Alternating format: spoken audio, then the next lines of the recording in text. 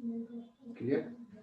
तो यहाँ से मैंने ये कहा कि चूंकि mg sin थीटा इसे सेंटर ऑफ मास से पास कर रहा है, इसलिए mg sin थीटा का कोई टॉर्क नहीं होगा, और फ्रिक्शन का टॉर्क सेंटर ऑफ मास के अबाउट क्या हो जाएगा, F into R।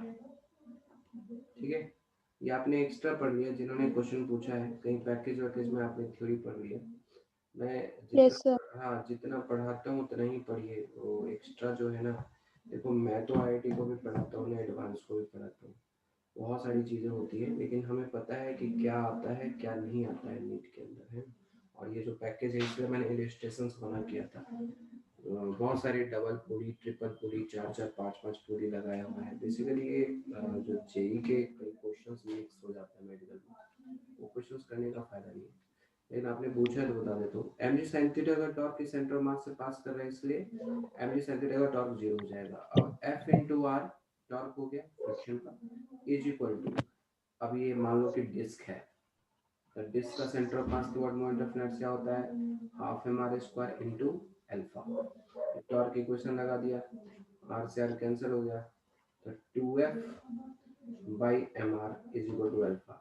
इस केस में एंगुलर एक्सप्रेशन डिस्क का ये आएगा। तो टॉर्क किस तरह से हम लगाते हैं इंक्लाइन प्लेन पे, मैंने आपको इसमें फ्रिक्शंस का मैग्नीट्यूड बता दिया था इंक्लाइन प्लेन पे, फ्रिक्शन वेलोसिटी बताया था, एक्सेलरेशन बताया था, टाइम बताया था, उस पर आप फोकस करिए। ठीक है, यस सर। जो टॉपिक बता देता हूँ ना उसको ठीक से समझिए, मतलब उसको उसमें कोई मिसकंसेप्शन नहीं होना चाहिए। उसको अगर आप दोबारा चीज़ जैसे आपको कंफ्यूजन हो गया तो आप रिपीट करवा सकते हैं, ये सारी चीज़ें। मेरे लास्ट क्लास में मैंने आपको कुछ होमवर्क दिए थे, इसमें 2 क्वेश्चन। हाँ सर जो आपने इसमें क्वेश्चन दिया था ना, मतलब क्लास में आप करवा रहे थे, उसमें आपने ओमेगा जो दिया था वो 2 रेडियन पर सेकंड था, और VCM 10 मीटर पर सेकंड था। हमें VS ढूंढना था, मतलब वो कितना रोटेट करती है। सर एक बार वो बता दो। वो बता दो, कोई बात नहीं, बताता हूँ। हाँ बताता हूँ, टेंशन लो।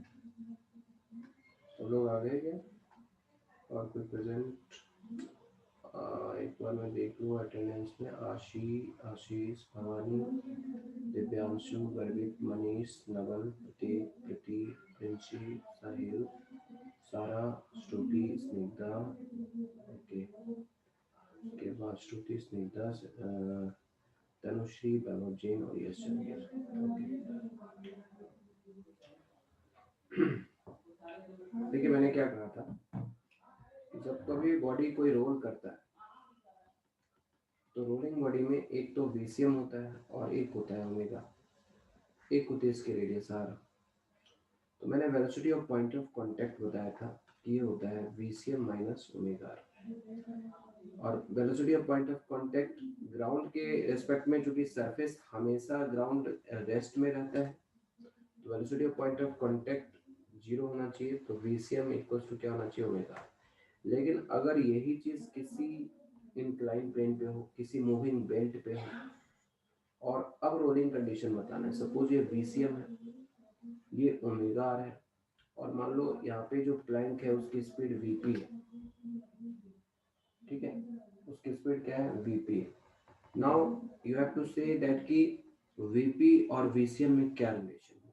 तो आप कहोगे सबसे पहले इस पॉइंट की वेलोसिटी, मान लो ये जो डिस्क है उसके इस पॉइंट की वेलोसिटी कितनी होगी, तो VCM माइनस ओमेगा होगा। और विद रिस्पेक्ट टू सरफेस हमारा 0 होना चाहिए, मैंने कहा कि velocity of P with respect to S 0 होना यस चाहिए, सर। तो VP माइनस VS 0 होना चाहिए, यानी VP इक्वल्स टू VS होना चाहिए। मतलब रोलिंग कंडीशंस के लिए velocity of point of contact velocity of surface के इक्वल होना चाहिए। ये जो yes velocity of point of contact है VP, वो VC माइनस ओमेगा है, तो that should be equals to VP होना चाहिए। ये यस सर। हाँ, इसमें जो पॉइंट ऑफ कांटेक्ट का कोई कंफ्यूजन ना हो, वो तो अलग हो जाएगा। ये P इधर भी ले लिया हो ना मैंने, तो इसलिए मैंने कहा कि velocity of point of contact VC minus omega है, तो velocity of point of contact should be equals to VP होना चाहिए। सरफेस की जगह पे VP है ना, तो अब यस यहाँ सर। पे VCM माइनस ओमेगा VP हो गया, तो हम यहाँ से रिलेशन निकाल सकते हैं VCM is equal to VP plus omega, जो भी एक रिलेशन आ गया। अब यहाँ से हो सकता है VCM VP दे दिया हो, ओमेगा निकालना हो R अगर गिवन हो तो, या ओमेगा और VP दिया हो VCM निकालना हो। इनमें से 3 अननोन है, तो कोई भी चीज़ इसमें गिवन हो सकता है, 2 दिया हो सकता है, तीसरा निकालने के जा सकता है। जैसे आपको एक क्वेश्चन अगर मैं आपसे कराऊं, मान लो इधर की तरफ VCM है और इधर की तरफ ओमेगा है, और ये प्लैंक मान लेता है ना। प्लैंक की वेलोसिटी सपोज दैट इधर की तरफ Vs है, सरफेस है, इसकी वेलोसिटी Vs। अब रोलिंग कंडीशन का इक्वेशन देखना है, writing the condition for the rolling motion. Rolling motion की कंडीशन आपको लिखना है, तो इस कंडीशन में हम कैसे करेंगे। अब यहाँ पे देखिए velocity of point of contact जो होगा वो किस तरफ होगा। इस सबसे पहले टेंजेंशियल इधर की तरफ ओमेगा आर है और वेलोसिटी ऑफ VCM इधर की तरफ है, तो पॉइंट ऑफ कांटेक्ट की वेलोसिटी इस साइड है, लेफ्ट साइड है VCM माइनस ओमेगा, ये भी आपको ध्यान रखना पड़ेगा। तो VCM माइनस ओमेगा और सरफेस की वेलोसिटी राइट साइड है, तो दोनों को इक्वल होने के लिए VCM माइनस ओमेगा शुड बी माइनस VS होना पड़ेगा। देखिए कंडीशन मैंने क्या कहा कि velocity of point of contact with respect to surface zero होना चाहिए, मतलब velocity of point of contact with respect to surface होना चाहिए। ये वेक्टर साइन में भी इक्वल होना चाहिए, मतलब सेम डायरेक्शन में होना चाहिए। VS है राइट साइड और VCM माइनस ओमेगा, देखो VCM में से ओमेगा को माइनस किया है, तो नेट वेलोसिटी इसकी लेफ्ट साइड है। अगर हमें राइट साइड करना होता तो इसको करते omega R minus VCM that should be equals to VS, तो कंडीशन यही वाला होता है। तो या तो VCM minus omega R equals to minus VS कर दो, या omega R minus VCM is equal to VS कर दो। Okay sir. क्या करते हो इसमें, अब यहाँ पे देखो कंडीशंस क्या कर रहा है। क्वेश्चन नंबर 32 जो आपका डाउट्स है, practice exercise 7। Solid cylinder of radii R1, R2 and R3 roll down an inclined plane from the same place simultaneously. Same place से ये तीनों सिलेंडर रोल डाउन कर रहा है, सबकी रेडियस अलग अलग है। सबसे बड़ी सिलेंडर R1 का है, फिर R2 का है। Which of one would reach the bottom first? तो मैंने कल ही आपको बताया था, टाइम जो बताया था सेम हाइट से, वो बताया था 1/sin theta 2h 1 plus beta by G under root. कल बताया था ये फॉर्मूला, मैंने बताया था जिसका बीटा ज्यादा होगा उसका टाइम ज्यादा रहेगा। तो अब सॉलिड सिलेंडर का बीटा जो होता है वो क्या होता है, तो सॉलिड सिलेंडर का बीटा, सॉलिड सिलेंडर का मोमेंट ऑफ इनर्शिया होता है हाफ एम आर स्क्वायर, तो इसका बीटा तो हाफ होता है, तो ये तो रेडियस से इंडिपेंडेंट है ना, चाहे रेडियस इसकी कोई सा भी हो, R1 R2 R3, इसके लिए चूंकि बीटा इंडिपेंडेंट है, बीटा सबका कॉमन है, जी सबका कॉमन है, एच सबका कॉमन है, थीटा सबका कॉमन है, इसलिए टाइम भी सबका कॉमन होगा। तो इसका ऑप्शन होगा ऑल द रीचेस साइमल्टेनियसली। अच्छा, जिसका रेडियस बड़ा होगा वो तो मतलब होता है ना कि वो जल्दी पहुंच जाएगा। नहीं होता, तो होता नहीं है ना, होता होता वाला जो सिचुएशन है ना, फिजिक्स को लॉजिक से देखना पड़ेगा ना। अभी हमने तो ऐसा लगता है दिमाग में, लेकिन ऐसा होता नहीं है, ठीक है ना। कल भी एक बच्चे से पूछा था सॉलिड और हॉलो में, तो सॉलिड हॉलो में बच्चे ने हॉलो का बताया था कि जल्दी पहुंचेगा, मैंने कहा था कि सॉलिड वाला जल्दी पहुंचेगा। तो ये कभी कभी क्या होता है ना, इल्यूजन भी होता है, माइंड बहुत ध्यान से आप सोचोगे तब ये चीज क्लियर होता है, जब तक क्लियर नहीं हो रहा है फिजिकली और लॉजिकली उसको समझिए। और सर सर जो बीटा में वो के था ना सर, वो के बता दो एक बार, हो गया था बीटा जो के था, मैंने क्या एकदम ध्यान से सुनिए ना आप लोग, एकदम मतलब देखो मैं चाइनीज में तो बोल नहीं रहा हूँ, और बोलोगे तो और धीरे धीरे बोलूंगा, आराम से बोलूंगा। तो अब जिस समय बताता हूँ उस समय उसी समय सीख लो। अब जैसे मान लो, समझो डिस्क का मोमेंट ऑफ इनर्शिया होता है हाफ एम आर स्क्वायर। मैंने कहा हाफ एम आर स्क्वायर को यदि मैं एम के स्क्वायर से मल्टीप्लाई कर दूं, जहाँ मतलब इक्वल इक्वल कर दूं, जहाँ पे के क्या होता है, रेडियस ऑफ गायरेशन। ये होता है radius of gyration. Radius of gyration बताया था कि कोई भी जैसे सॉलिड बॉडी है, रिजिड बॉडी है, इसको आप पॉइंट मास बना दो और सेम एक्सिस के अबाउट इसका मोमेंट ऑफ इनर्शिया के डिस्टेंस पे इक्वल करने का हो, ठीक है, तो यहाँ पे इस के को बोलते हैं radius of gyration. Radius of gyration किसी भी रिजिड बॉडी को पॉइंट मास का रोटेशंस कंपेयर करने का एक तरीका है। और यहाँ से मैंने कहा था कि एम से एम कैंसिल हो गया, के स्क्वायर बाई आर स्क्वायर जो टर्म हो गया 1/2 हो गया। इस के स्क्वायर बाई आर स्क्वायर एक बीटा होता है, ये रोटेशनल पैरामीटर को होता है, रोटेशनल इसको पैरामीटर बोलते हैं। रोटेशनल पैरामीटर बहुत सारे मोशन को डिस्क्राइब करता है। जैसे अभी हमने देखा था बीटा के टर्म में एक्सेलेरेशन बताया, बीटा के टर्म में आपको फ्रिक्शन बताया था, बीटा के टर्म में टाइम बताया, बीटा के टर्म में वेलोसिटी बताया। तो बीटा एक रोटेशनल पैरामीटर की तरह यहाँ पे ट्रीट कर रहा है। आपको फ्रैक्शंस ऑफ काइनेटिक एनर्जी बताया था, fraction of rotational kinetic energy बताया था। तो beta it's important relations.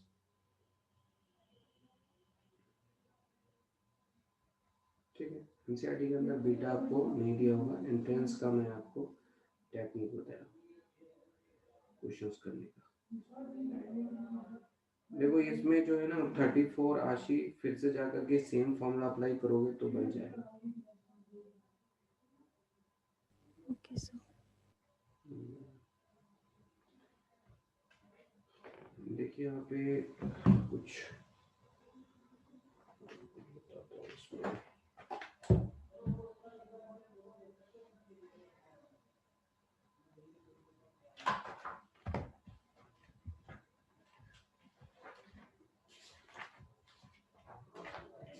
Rotation motions,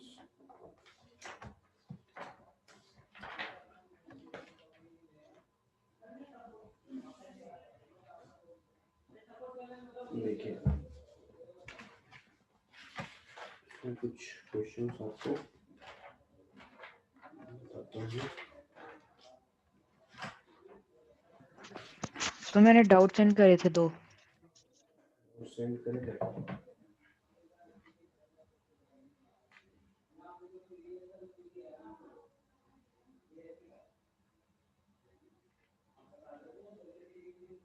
Manish. देखिए यहाँ पे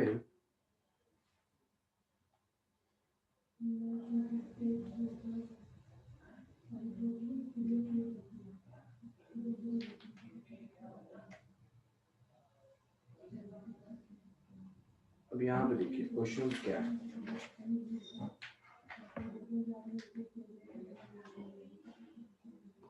okay okay, a body of mass, यहाँ पे क्वेश्चन क्या है, देखो a body of mass 1 kg, एक बॉडी है इसका मास क्या है 1 kg, moving in the x direction, ये किधर जा रहा है एक्स के डायरेक्शन में, सडनली एक्सप्लोड्स, ये एक्सप्लोड हो जाता है इनटू 2 फ्रैगमेंट्स, एक टूट जाता है 1/8 kg में और एक टूट जाता है 7/8 kg में। इस बीच में ये फ्रैगमेंट्स में एक्सप्लोड हो जाता है। An instant later, the smaller fragment is 0.14 meter above the x-axis. ठीक है, तो बताना है the position of the heavier fragment क्या होगा, बताना है कि हैवियर फ्रैगमेंट क्या होगा moving in the x direction. यहाँ पे देखिए समझिएगा,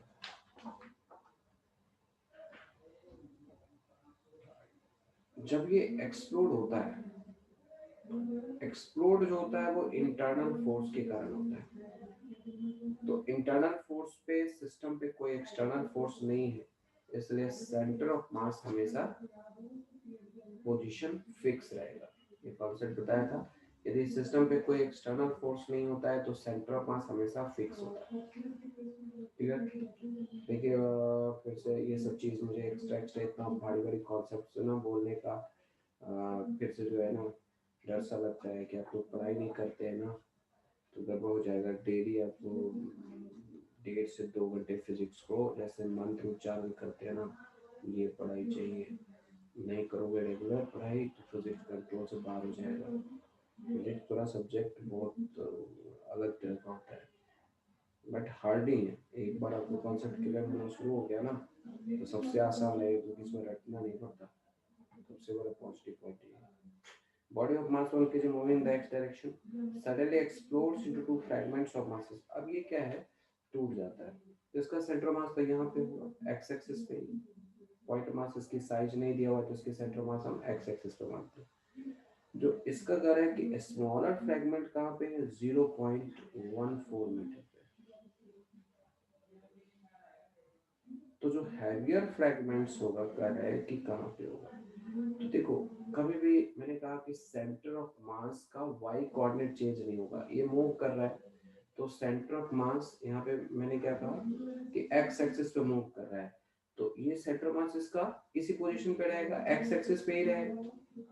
पहले ही मूव कर रहा था centre of mass x axis पे तो इसका सेंटर मास अभी भी एक्स एक्सिस पे रहेगा। इसका मास क्या है जो स्मॉलर फ्रैगमेंट है वो 1/8 kg का ये डिस्टेंस दिया है 0.14 मीटर और जो हैवियर फ्रैगमेंट्स है वो 7/8 kg है। ये डिस्टेंस मान लो कि आपको निकालना है तो हमने इसको y मान लिया। अब देखो सेंटर ऑफ मास के अबाउट मास का मोमेंट इक्वल होता है। मतलब यदि m1 मास है इधर m2 मास है और इनके बीच में एक सेंटर ऑफ मास है ये डिस्टेंस r1 है ये डिस्टेंस r2 है तो m1 r1 is equal to क्या होगा m2 r2। देखो फिजिक्स सीखने का एक ही तरीका है क्वेश्चन बनाना। क्वेश्चन नहीं बनता है कोई बात नहीं 10 अटेम्प्ट करो मेरे से 2-4 पूछ लो फिर जाके एक बार अटेम्प्ट करो फिर नहीं बनता है फिर पूछो फिर नहीं बनता है फिर पूछो यही तरीका है। बट पर डे आप सॉल्व करते हो ठीक है धीरे धीरे अपने आप सीख जाओगे। But don't expect so much कि एक ही बार गया 10 का 10 बन जाएगा। ऐसा नहीं होता है। मुझे भी सीखने में टाइम लग गया था अब तो बच्चे हो। तो यहाँ से 1/8 kg है 0.14 है तो इसको लिख सकते हैं 1/8 into 0.14 is equal to 7/8 into Y. Mass का मोमेंट इक्वल होगा 8 से 8 कैंसिल हो गया सो वाई जो होगा वो कितना हो जाएगा y हो जाएगा 0.14 डिवाइडेड बाई 70 7 ये हो गया 14/700 तो 5 से 1/50 हो गया सो 1/50 metre below X axis. Manish आपका क्वेश्चन था ना। अब देखो ये क्वेश्चंस आपको जैसे मैंने बताया ठीक है कि हमने इसमें क्या कॉन्सेप्ट यूज किया कि centre of mass x axis पे ही रहेगा पहला कॉन्सेप्ट। दूसरा कॉन्सेप्ट मैंने यूज किया कि जो सेंटर ऑफ मास के अबाउट मास का जो मोमेंट होता है मोमेंट मतलब mass into distance centre of मास से वो दोनों साइड से इक्वल होता है।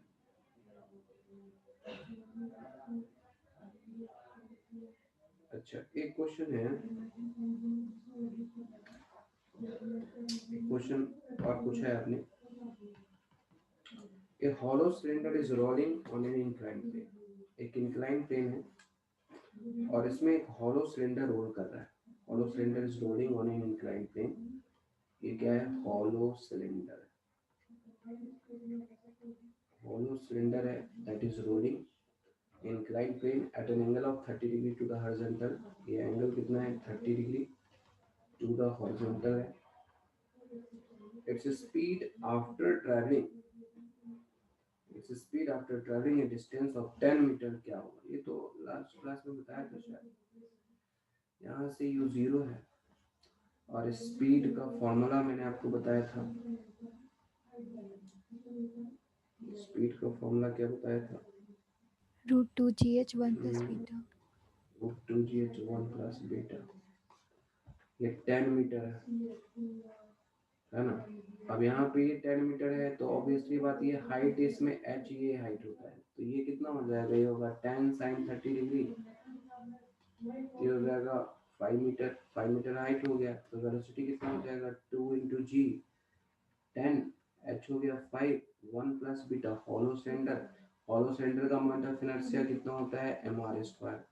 तो इसके लिए पहला कोएफिशिएंट क्या है 1, तो बीटा क्या हो गया 1, ये 1 हो गया, एंड इसका रूट कर दीजिए तो v हो जाएगा √50, क्योंकि ये 2 से 2 कैंसिल हो गया, √50 हो गया 5√2, तो अप्रॉक्स मैंने 7 मीटर पर सेकंड कल ही तो किया था शायद। Yes sir. ठीक है सर मैंने आपको चैप्टर एक्सरसाइज F वाले भी भेजे थे, एक बार वो वाला भी बता दूं। यहाँ पे क्वेश्चन क्या कर रहा है, एक बॉल ऑफ रेडियस, एक बॉल है, इसकी रेडियस जो है, बॉल की रेडियस कितनी है 11 centimetre,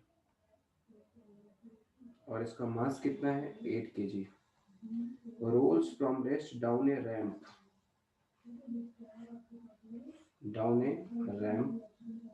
of length 2 metre. Ball को हम सॉलिड स्फीयर मान सकते हैं। The ramp is inclined at 35 degree to the horizontal. When the ball reaches the bottom, its velocity is, कोई दिक्कत नहीं है, ये हाइट हो जाएगा 2 sin 35 डिग्री, sin 35 की वैल्यू दिया हुआ है 0.57 हो गया। वही तो मैं कह रहा हूँ कि आप लोग क्वेश्चन नहीं देखते हो ठीक से। सर उसमें सॉलिड स्फीयर दे ही नहीं रखा था, मतलब बॉल तो कुछ और भी हो सकता। बॉल तो सॉलिड स्फीयर ही होगा, ऐसा कोई बॉल जो होता है वैसे हॉलो स्फीयर नहीं भी सर, हो सकता मतलब है, रेडियस प्लास्टिक की का बॉल। मास। ठीक है, यहाँ पे रेडियस 11 सेंटीमीटर है, तो उसको मीटर में बदलना, ठीक है ना। सर उसका यूज ही नहीं देखो आया था मेरा। अब मैं आपको मैं प्रूफ करूंगा कि अगर एक बार आप ध्यान देना शुरू कर देंगे ना, तो फिजिक्स बहुत आसान है। बच्चे सब हवा में ही ऊपर ऊपर देखते रहते हैं, तो मन को स्थिर करो, और जो ये बहुत बड़ा योगा है, फिजिक्स अपने आप में एक योगा है। फिजिक्स समझ में आना शुरू हो गया तो समझो तुम डॉक्टर बनने के लायक तैयार हो गए। जब तक तुम नहीं फिजिक्स समझ पा रहे हो, इतना भी तुम्हें दिक्कत है कि डॉक्टर बनने में। अब देखिए मैं आपको कुछ इसके, हाँ इसमें एक इसका भी था, साहिल के भी कुछ क्वेश्चन था, देख लेता हूँ साहिल का कैसा क्वेश्चन। साहिल अच्छा, प्रैक्टिस एक्सरसाइज 7 का 32-33 अभी तो बताया था शायद अभी तो बताया था साहिल हो क्लास के अंदर।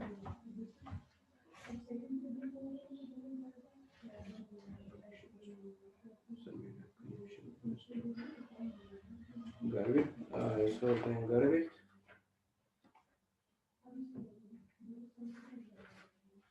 अभी ग्रेविटेशन से पढ़ाई होगी तो उसमें छूट जाएगा, अभी रहो क्लास के अंदर। ये तो थोड़ी देर अभी डाउट चलेगा, उसके बाद ग्रेविटेशन कर रहे हैं। हाँ सर शेल का बीटा क्या होता है? शेल कौन सा शेल? स्फेरिकल शेल ना, पता नहीं सर, स्फेरिकल शेल मतलब हो गया 2/5 होता है ना, एक सॉलिड स्फीयर का 2/5 और हॉलो स्फीयर का 2/3, तो शेल का 2/3 हो जाएगा। मोमेंट ऑफ इनर्शिया सब डेटा लिखा होता है, इसमें जो हॉलो होता है ना वही शेल होता है, स्फेरिकल शेल। देखो शेल कंफ्यूजन, अब जैसे हॉलो है राइट, अब इसमें शेल ये होता है, इसकी इनर रेडियस R1 होती है, आउटर रेडियस, अंदर खोखला होता है, एम्प्टी होता है, बीच में सॉलिड होता है, पूरा सॉलिड मतलब पूरा मटेरियल होगा, और सेल ये होता है इनर एंड आउटर। अब थीन सेल का मतलब हो गया कि इसका बीच का गैप बहुत कम होता है, ये ऑलमोस्ट हॉलो होता है, ये भी एक सेल है। और सेल की मोमेंट ऑफ इनर्शिया क्या होती है? ये होती है 2/3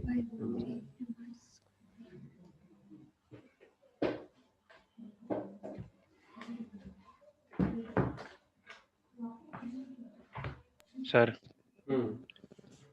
सर मैंने भेजा एक क्वेश्चन सर, एफ एक्सरसाइज का सर थर्ड वाला। आशीष,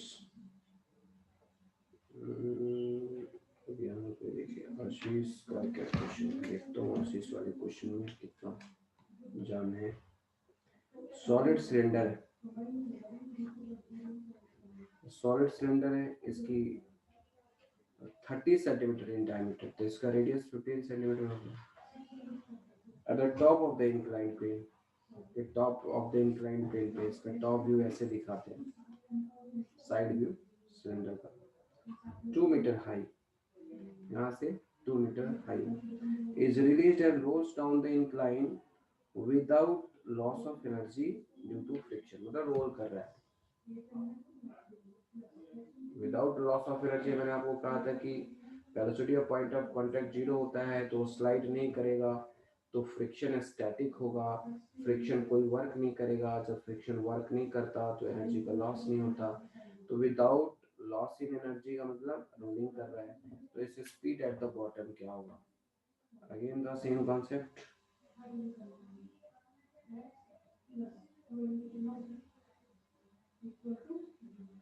इसमें सॉलिड सिलेंडर, हाँ ये डायरेक्टली है ना, एंगल से तो मतलब ही नहीं है। जी 10 दिया है, एच आपको दिया है 2 सेंटीमीटर है, 2 मीटर है, और बीटा कितना हो जाएगा, तो सॉलिड सिलेंडर का बीटा कितना होता है, हाफ। मैंने कहा ना सॉलिड सिलेंडर का डिस्क की तरह होता है ना, 4 इंटू 10 इंटू 2 डिवाइडेड बाई 3, ये होगा, दैट इज 80/3 का रूट, 80/3 का रूट कर दो, तो ये कर लो 25 5 पॉइंट समथिंग हो जाएगा, इसमें मीटर पर सेकंड में आएगा। फर्स्ट ही ऑप्शन लग रहा है करेक्ट।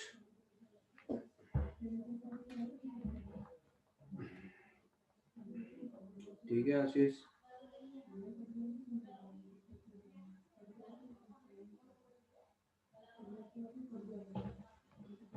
Yes sir.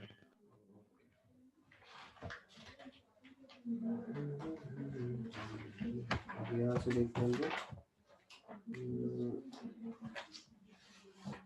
देखो, जो आपको नीट के अंदर जो क्वेश्चन सब पूछा हुआ है, वो थोड़े क्वेश्चन मैं आपको दिखाता हूँ।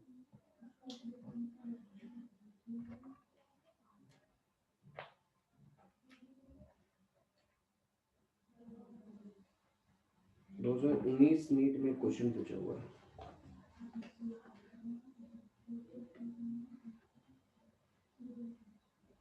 ओके शायद बताता हूँ नीट 2019 में पिछले साल नीट का एक क्वेश्चन पूछा था। क्या पूछा था, एक डिस्क ऑफ रेडियस, एक डिस्क था और इसका रेडियस कितना दिया है 2 मीटर, और इस डिस्क का मास कितना दिया है 100 kg, and that rolls on a horizontal floor. Its center of mass has a speed, इसकी center of mass की speed कितनी है 20 सेंटीमीटर पर second. How much work, correct, how much work is needed to stop it, how much work is needed to stop it। मैंने आपको कहा था कि जब भी हमें किसी भी रोलिंग बॉडी की एनर्जी लेनी पड़ती है तो kinetic energy, work done is equal to change in kinetic energy होता है। वर्क एनर्जी थ्योरम को हम यहाँ भी लगा सकते हैं, मतलब फाइनल काइनेटिक एनर्जी 0 करना है, इनिशियल काइनेटिक एनर्जी कितना है इसका, तो इसको लिख सकते हैं half mvcm square 1 plus beta, ये फॉर्मूला भी बताया था। मास दिया है 100, vcm 20 सेंटीमीटर है, तो यहाँ पे बच्चा यूनिट में गड़बड़ कर सकता है, तो 20 इंटू 10 की पावर -2 कर दो। बीटा की जगह पे हम डिस्क है तो 1/2 ले सकते हैं, तो ये हो जाएगा हाफ इंटू 100 इंटू 20 इंटू 10 की पावर -2 इंटू 3/2। 100 ये कैंसिल हो गया, ये हो गया 10 से, ये हो गया 5 से, यानी 15 जूल की टोटल काइनेटिक एनर्जी है। तो टोटल काइनेटिक एनर्जी कितना है अपने पास 15 जूल, राइट। तो कह रहे कि how much work is needed to stop it. यहाँ पे 15 जूल की जो एनर्जी होगी, टोटल काइनेटिक एनर्जी, इसको जीरो करना है। तो आंसर विल बी, आंसर क्या होगा कि वर्क डन कितना करना पड़ेगा, इस पे उतना ही वर्क करना पड़ेगा, नेगेटिव वर्क करना पड़ेगा ताकि वो जीरो पे पहुंच जाए। उसका आंसर 15 जूल होगा। नीट करेक्शन सम। एक क्वेश्चन है नीट 2018 का, यहाँ पे है moment of the force, force दिया हुआ है 4i + 5j। हाँ सर उसका आंसर 15 जूल है। हाँ 15 जूल है। इसमें तो ऑप्शन ही नहीं है ना हाँ 15 हाँ जूल का। इसमें प्रिंटिंग कुछ मिस्टेक है, ठीक है देखना, उसको करेक्ट करवाना। तो the moment of the force F 4i + 5j - 6k at 2, 0, -3 about the point 2, -2, -2। कह रहा देखो ये जो फोर्स लग रहा है वो इस पॉइंट पे लग रहा है और किस पॉइंट के बाद टॉर्क निकालना है, तो 2, -2, -2 इसमें बताना है कि टॉर्क क्या होगा। तो टॉर्क इज इक्वल टू होगा R × F। R यहाँ पे क्या है, पोजीशन वेक्टर। यहाँ पे देखिए क्या होता है, जिस पॉइंट पे फोर्स लगता है, ये जो R होता है वो ओरिजिन के रिस्पेक्ट में इसकी पोजीशन वेक्टर होती है। यहाँ पे वेक्टर का कॉन्सेप्ट यूज हो गया।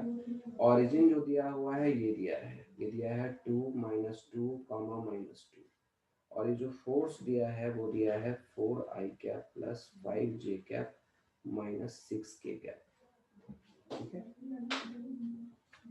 तो 4i cap + 5j cap - 6i cap, ठीक है ओके। तो यहाँ से कितना हो जाएगा, देखो इसका पहले तो पोजीशन वेक्टर ये R निकालो। आपको वेक्टर में बताया था कि जैसे मान लो कि दो पॉइंट है, एक पॉइंट P है और एक पॉइंट Q है, राइट, और पॉइंट P के रेस्पेक्ट में Q का पोजीशन वेक्टर बताना है। तो इसको हम लिखते हैं RQP = RQ - RP। वेक्टर में बताया था, मतलब इस वाले पॉइंट वाले को माइनस करना होता है इस वाले पॉइंट से, तो ये पोजीशन वेक्टर निकलता है। तो 4i + 5j - 6k में से इसको माइनस कर दिया, ये कर दिया 2i - 2j - 2k।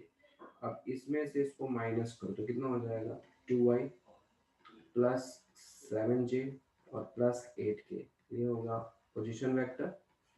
अब दोनों का क्रॉस ले लो, R × F में R ले लो 2i + 7j + 8k और फोर्स ले लो 4i + 5j - 6k, ठीक है। अब इसको करना है तो इसको क्या करेंगे, क्रॉस प्रोडक्ट करना है। क्रॉस प्रोडक्ट में क्या करते हैं, प्लस माइनस प्लस। अब प्लस आई के साथ जो मल्टीप्लाई करोगे इसको लेफ्ट से राइट की तरफ, 7 × -6 कितना होता है, 7 × -6 -42, ठीक है। 7 × -6 -42 और -8 × 5 तो कितना हो गया, 40, ठीक है। तो यहाँ से ये चीज हो जाएगा -42 - 40 दैट इज इक्वल्स टू -82। 2, 0, -3 है ना, 2, 0, -3 है। 2, 0, -3 दिया हुआ था ना, तो इसकी पोजीशन वेक्टर हमने क्या लिखा था, अरे ये प्रिंटिंग मिस्टेक, वो कर लिया। देखो यहाँ पे इस पॉइंट का हमने वेक्टर क्या लिखा था, 2i cap + 0j cap - 3k cap लेना था।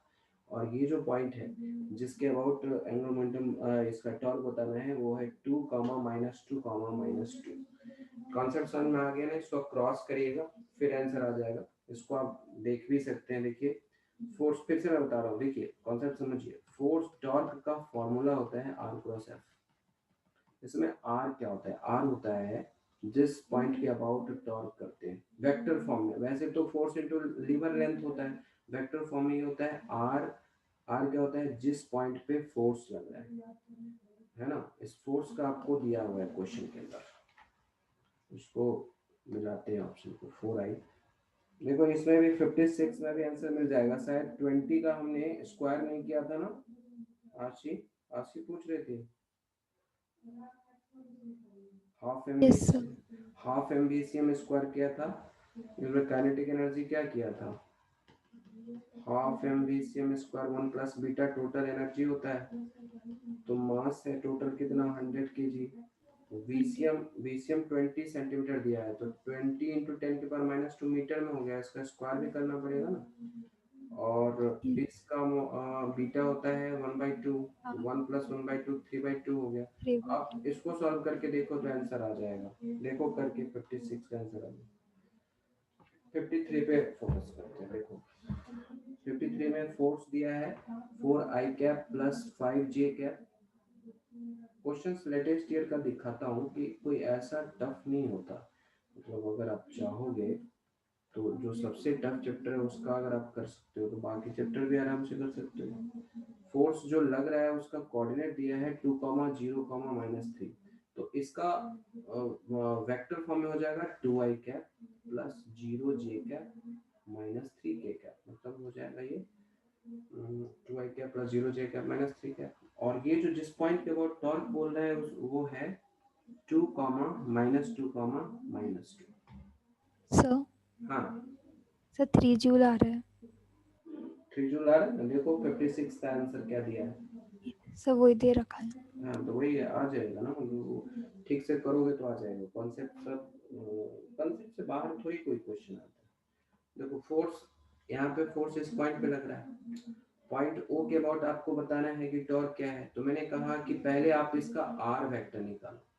आर वेक्टर कैसे निकालोगे, तो आर वेक्टर निकालोगे तो आप इस आर वेक्टर को निकालोगे पॉइंट पी का जो पोजीशन वेक्टर है, इसमें से आर का जो ओ का पोजीशन वेक्टर है वो माइनस कर दो, तो 2i प्लस 0j -3k, इसमें से माइनस करना है 2i कैप। देखो इसका हम कैसे वेक्टर फॉर्म में लिख सकते हैं, 2i -2j -2k, तो इसको लिख दिया 2i -2j -2k, तो ये हो जाएगा।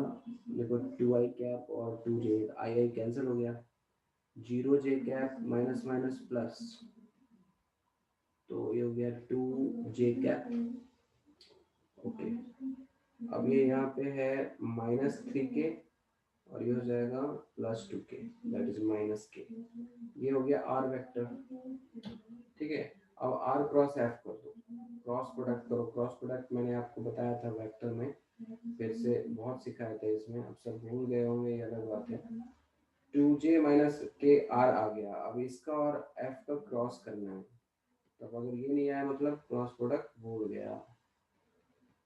तो ये हो गया, फोर्स है अपने पास 4i कैप प्लस, ये इतना मैं समझा रहा हूँ, उतना टाइम नहीं लगता है, आपको समझा रहा हूँ, जल्दी जल्दी आप करोगे तो थोड़ी टाइम लगेगा।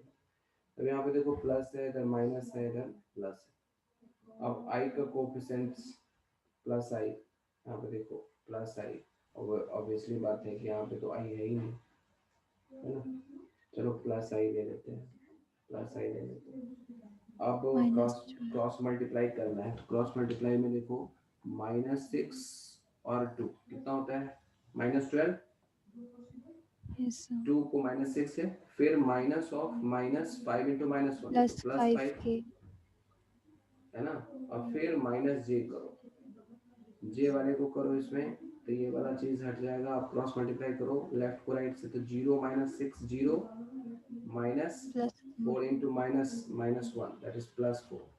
अब देखो कौन सा ऑप्शन है जिसमें -7i कैप -4j कैप दिख रहा है ना, देखो फोर्थ ऑप्शन, बाकी करने की जरूरत भी नहीं है। 53 का 4 दिख रहा है ना, ये सब यस लेटेस्ट है, सर। 2019 का दिखाया, 2018 का दिखाया, 2017 का भी मैं आपको दिखा सकता हूँ, सारे ये सब आसान ही है। 2017 का एक क्वेश्चन है, देखिए ये 2017 का 49 का एक क्वेश्चन है।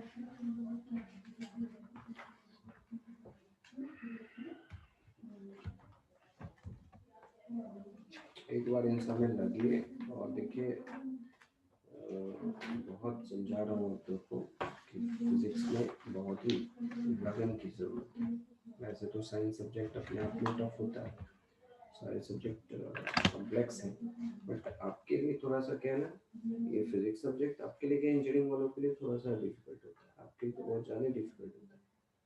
तो इसको थोड़ा सा रेगुलर स्टडी कीजिए, और आपके साथ हैं, अगर टीचर चेंज नहीं हुआ तो क्योंकि 11th-12th का पूरा जो होगा मैं आपके साथ सेम लैंग्वेज सेम पैटर्न में पढ़ाते रहूँगा, सब सीख जाएंगे।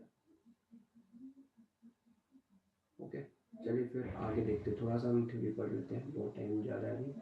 तो एक बार आप प्रैक्टिस करते रहिए, कुछ डाउट्स निकालते रहिए, एक डाउट सेशन भी लगा लेंगे बीच में पूरे रोटेशंस का, जिसमें पूरा मन भर के डाउट पूछ लीजिए।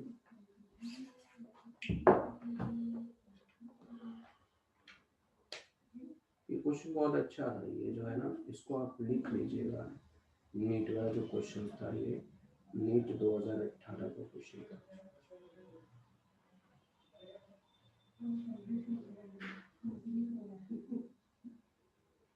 ओके, देखिए जो ग्रेविटेशंस में आई थिंक मैं बता रहा था आप लोग को,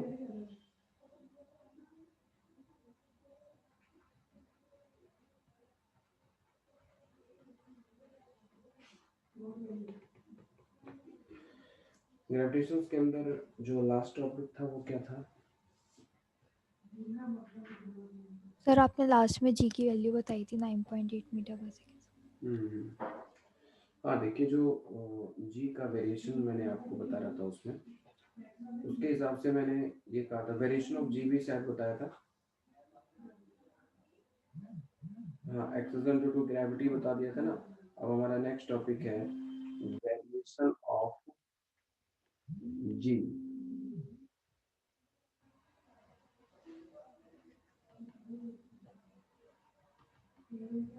with respect to height, depth and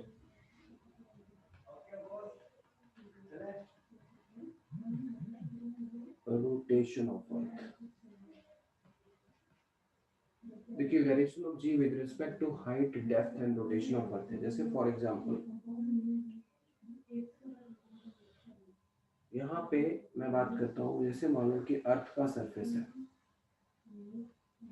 तो अर्थ के सरफेस पे यदि h हाइट ऊपर कोई मास है, ठीक है, ये मास है, तो इस पे फोर्स कितना होगा अर्थ का? अर्थ के टोटल मास को इसके सेंटर पे अज्यूम कर लेते हैं, ये शेल थ्योरम होता है बाहर के पॉइंट के लिए। अब ये रेडियस ऑफ अर्थ r है, तो जो फोर्स होगा ये स्मॉल m मास पे अर्थ का, वो कितना होगा? ये होगा g capital M small m by r plus h का होल स्क्वायर, ये होगा। अच्छा, फोर्स बाय मास एक्सेलरेशन होता है, तो यही एक्सेलरेशन g में होता है हाइट के हिसाब से, ये हो जाएगा g capital M by r plus h का होल स्क्वायर। और हम ऐसा कर देते हैं, इस gh को थोड़ा सा सिंप्लीफाई करते हैं। हमने आपको कहा था कि g नॉट जो होता है, या g नॉट r स्क्वायर जो होता है वो gm होता है। लास्ट क्लास में आप देखिएगा, तो मैंने आपको बताया था g not r square is equal to gm। g यहाँ पे क्या है? ग्रेविटेशनल कांस्टेंट है, m क्या है? मास ऑफ अर्थ है, r रेडियस ऑफ अर्थ है, g नॉट क्या है? Acceleration due to gravity on the earth surface है। यही अर्थ के सरफेस पे अगर आप होता है तो g नॉट क्या ले लेते हैं? gm by r square. और यही चीज जब आप g की वैल्यू मास ऑफ अर्थ और रेडियस ऑफ अर्थ पुट करते हैं तो 9.8 मीटर पर सेकेंड आता है। अब मैं ये कहना चाह रहा हूँ कि हाइट के हिसाब से g कैसे वेरी करेगा। It's a very good question, generally asked in CBSE exam also, school exam में भी आपको ये आता है, इम्पोर्टेंट है। तो GH जो हो जाएगा यहाँ से, ये हो जाएगा g not r square by r plus h का होल स्क्वायर। अगले स्टेप में इसको लिख सकते हैं g not by r plus h का whole square by r square. अगले स्टेप में हो जाएगा r plus h by r का स्क्वायर। फिर इसको लिख सकते हैं g not plus H by R, इसकी पावर -2, नीचे था तो पावर ऊपर -2 कर दिया। अब ये जी नॉट हो गया R by R plus H by R power -2। तो अगले स्टेप में जी एच हो गया G nought 1 plus H by R, इसकी पावर -2। देखो यहाँ से एक अप्रोक्सीमेशन करते हैं। अप्रोक्सीमेशन क्या है, उसको बोलते हैं binomial approximation. Binomial approximation. According to binomial approximation, 1 plus x की पावर n, ये अप्रॉक्स 1 plus nx होता है if x is very less than 1। तो यहाँ पे क्या है, gh इज इक्वल टू है g not 1 plus h by r की पावर -2। यदि h by r very less than 1 हो, ये x की जगह पे h by r है, क्रॉस मल्टीप्लाई करके देखते हैं। यदि h very less than r हो, यानी रेडियस ऑफ अर्थ बहुत ज़्यादा हो हाइट से, तो इस -2 को इससे मल्टीप्लाई करके ये फॉर्मूला हम तैयार कर सकते हैं 1 - 2h by r। तो जनरली ये फॉर्मूला चलता है, बट एंट्रेंस एग्जामिनेशन में या नीट के अंदर अगर इसे रेट करके क्वेश्चन देगा तो आप बेहतर है कि ये वाला फॉर्मूला यूज करो। -2 से मल्टीप्लाई मत करो, क्योंकि -2 में ये अप्रोक्सीमेशन है, तो ये अप्रोक्सीमेशन फेल भी हो सकता है, क्योंकि ये कंडीशन होना चाहिए तब तो ये ट्रू है। अगर ये कंडीशन नहीं है तो ट्रू नहीं, तो इसलिए बेटर है सेफ साइड में ये फॉर्मूला आप यूज करें। ये है एक्सेशन ड्यू टू ग्रेविटी का वेरिएशन हाइट के हिसाब से, मतलब जैसे जैसे आप हाइट बढ़ाते जाते हैं एक्सेशन ड्यू टू ग्रेविटी की वैल्यू घटती जाती है, डिक्रीज होता जाता है। और एक्सेशन ड्यू टू ग्रेविटी अगर डिक्रीज होगा तो वेट भी क्या होगा, डिक्रीज होगा। अब इसमें देखते हैं ड्यू टू सेकेंड, जो आप देखते हैं इसमें फर्स्ट हमने देखा ड्यू टू हाइट, फर्स्ट में हेडिंग लगा देंगे ड्यू टू हाइट।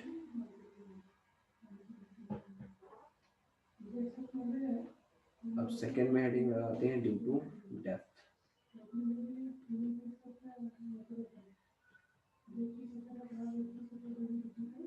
अब यहाँ पे देखिए, जब अर्थ के सरफेस के अंदर आप जाते हैं, ठीक है, तो शेल थ्योरम कहता है कि जब आप अर्थ के सरफेस के अंदर कोई पॉइंट पे कंसीडर करते हैं फोर्स को, तो ये सिर्फ इस पॉइंट से पास करता हो जो स्फीयर है, वही फोर्स इस पे अप्लाई करता है according to the shell theorem. According to the shell theorem कि इस पॉइंट से जो बाहर वाला स्फीयर है वो इस पे फोर्स अप्लाई नहीं करता है। फोर्स अप्लाई भी करता है तो रिजल्टेंट फोर्स क्या हो जाता है, 0 हो जाता है।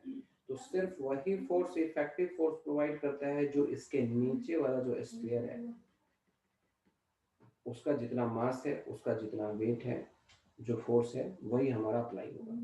According to shell theorem, if the point is inside any sphere, the effective sphere is only those sphere which passes through this point, और इसके अंदर जो मास है वही यहाँ पे ग्रेविटेशनल फोर्स लगाता है। तो मान लो कि हम बात करते हैं कि डी डेप्थ पे हम इस मास को रखे हुए हैं, तो अब इसके सेंटर से r - d हो जाएगा, ठीक है। तो फोर्स क्या हो जाएगा, फोर्स हो जाएगा g into mass m into m dash by r - d का होल स्क्वायर। यहाँ पे m डैश कौन सा मास है, जो ये वाला मास है जिसको मैंने शेडिंग किया हुआ है, ये निकालना है अपने को। ये कैसे निकालोगे, तो यहाँ पे देखो टोटल 4/3 पाई r क्यू का मास m है पूरे स्फीयर का, तो यूनिट का हो जाएगा m/4/3 पाई r क्यू। इसलिए जो अंदर वाला स्फीयर है उसकी रेडियस तो r - d है, तो इतना क्यूब का मास कितना होगा, तो m/4/3 पाई r क्यूब इंटू 4/3 पाई r - d का होल क्यूब। 4/3 पाई से पाई कैंसिल हो जाएगा, तो ये जो मास आ गया वो आ गया m r - d का whole cube by r cube, ठीक है। ये मास कौन सा मास है, ये मास जो आपने शेडिंग किया हुआ है, इसको मैंने जो शेड कर दिया है वो वाला स्फीयर का मास है। यानी जब सेंटर पे अगर हम चले जाएं, बिल्कुल अर्थ के सेंटर पे चले जाएं, तो इससे पास करता हुआ एक बहुत ही छोटा स्फीयर बनेगा। तो ऑलमोस्ट इसकी मास 0 हो जाएगी, तो एक्सेलरेशन ड्यू टू ग्रेविटी भी क्या हो जाना चाहिए, 0 हो जाना चाहिए अकॉर्डिंग टू सेल थ्योरम। वो फॉर्मूला भी बताता है कि अगर हम सेंटर ऑफ अर्थ पे चले जाएं तो एक्सेलरेशन ड्यू टू ग्रेविटी क्या हो जाएगा, 0 होगा। एक्सेलरेशन ड्यू टू ग्रेविटी, अगर आपको किसी ने पूछा कि एक्सेलरेशन ड्यू टू ग्रेविटी क्या होता है, आप बताओ एक्सेलरेशन ड्यू टू ग्रेविटी क्या होता है, आप उसको ब्रेक करके बताओ। ये तो एक्सेलरेशन है और ड्यू टू ग्रेविटी है, तो ग्रेविटी मतलब अर्थ अगर किसी मास पे ग्रेविटेशनल फोर्स अप्लाई करता है तो दैट फोर्स डिवाइडेड बाय जो मास होगा वो एक्सेलरेशन ड्यू टू ग्रेविटी होगा, दैट्स ऑल। तो मैंने पहले उस मास पे फोर्स निकाला और एक्सेलरेशन ही हमारा जी बताया डेप्थ के हिसाब से, ये यहाँ पे G M dash by R minus D का होल स्क्वायर हो गया। अब एम डैश की वैल्यू पुट कर देते हैं, तो एम डैश की वैल्यू जब हम पुट कर देते हैं तो ये हो जाएगा, ये हो जाएगा जी एम डैश में एम आर माइनस टी का whole cube by R cube divided by R minus T का होल स्क्वायर। देखो ये होल स्क्वायर का पावर, एक पावर यहाँ पे बच गया क्यूब वाला, तो ये हो जाएगा G capital M R minus D और नीचे हो गया आर क्यूब। अब आर क्यूब को हम आर स्क्वायर और आर में डिवाइड कर दिया और G M by R square को फिर हम जी नॉट लिख दिए और R minus D by R को 1 माइनस डी बाई आर लिख दिए। मतलब डेप्थ के हिसाब से जो वेरिएशन ऑफ जी होता है वो G nought 1 minus D by R होता है। यहाँ पे डेप्थ के हिसाब से भी डिक्रीज कर रहा है, जब डेप्थ आर के इक्वल हो जाएगा तो डी बाई आर मतलब डी की जगह पे आर पुट कर देंगे तो 1 माइनस 1 जीरो होगा, दैट इज जी डी 0 हो जाएगा। तो at centre d equal to r है, इसलिए एक्सेलरेशन ड्यू टू ग्रेविटी क्या हो जाएगा, 0 हो जाएगा। क्लियर। और हाइट और डेप्थ में क्या रिलेशन है कि मान लो कि d डेप्थ और h हाइट पे यदि acceleration due to gravity equal है तो d और h में क्या रिलेशन होगा, तो g not 1 minus D by R should be equals to है g not 1 minus 2h by R. ये कैंसिल हो करके 1 1 कैंसिल हो गया, d इक्वल्स टू क्या हो जाएगा 2h। मतलब यदि हाइट और डेप्थ में ये रिलेशन है तो दोनों ही पॉइंट पे acceleration due to gravity same होगा, बट दोनों ही पॉइंट 9.8 से कम होगा। यहाँ तक कोई दिक्कत है, इसको मैं अब आपको बता रहा हूँ। वेरिएशन ऑफ जी में कोई पॉइंट आपको डिस्कस करना हो, कोई भी पॉइंट जो समझ में नहीं आया हो।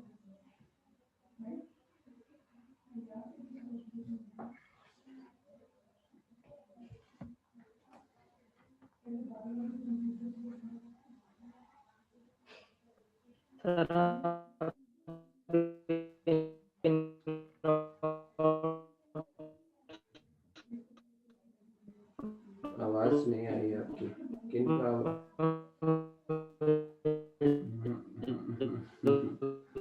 बिल्कुल नहीं आ रही आवाज।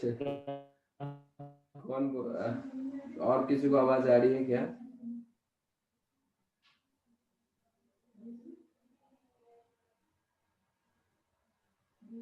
सर नहीं आ रही आवाज। नहीं आ रही। चैटिंग से लिख दो क्या, अगर कुछ पूछे हो तो।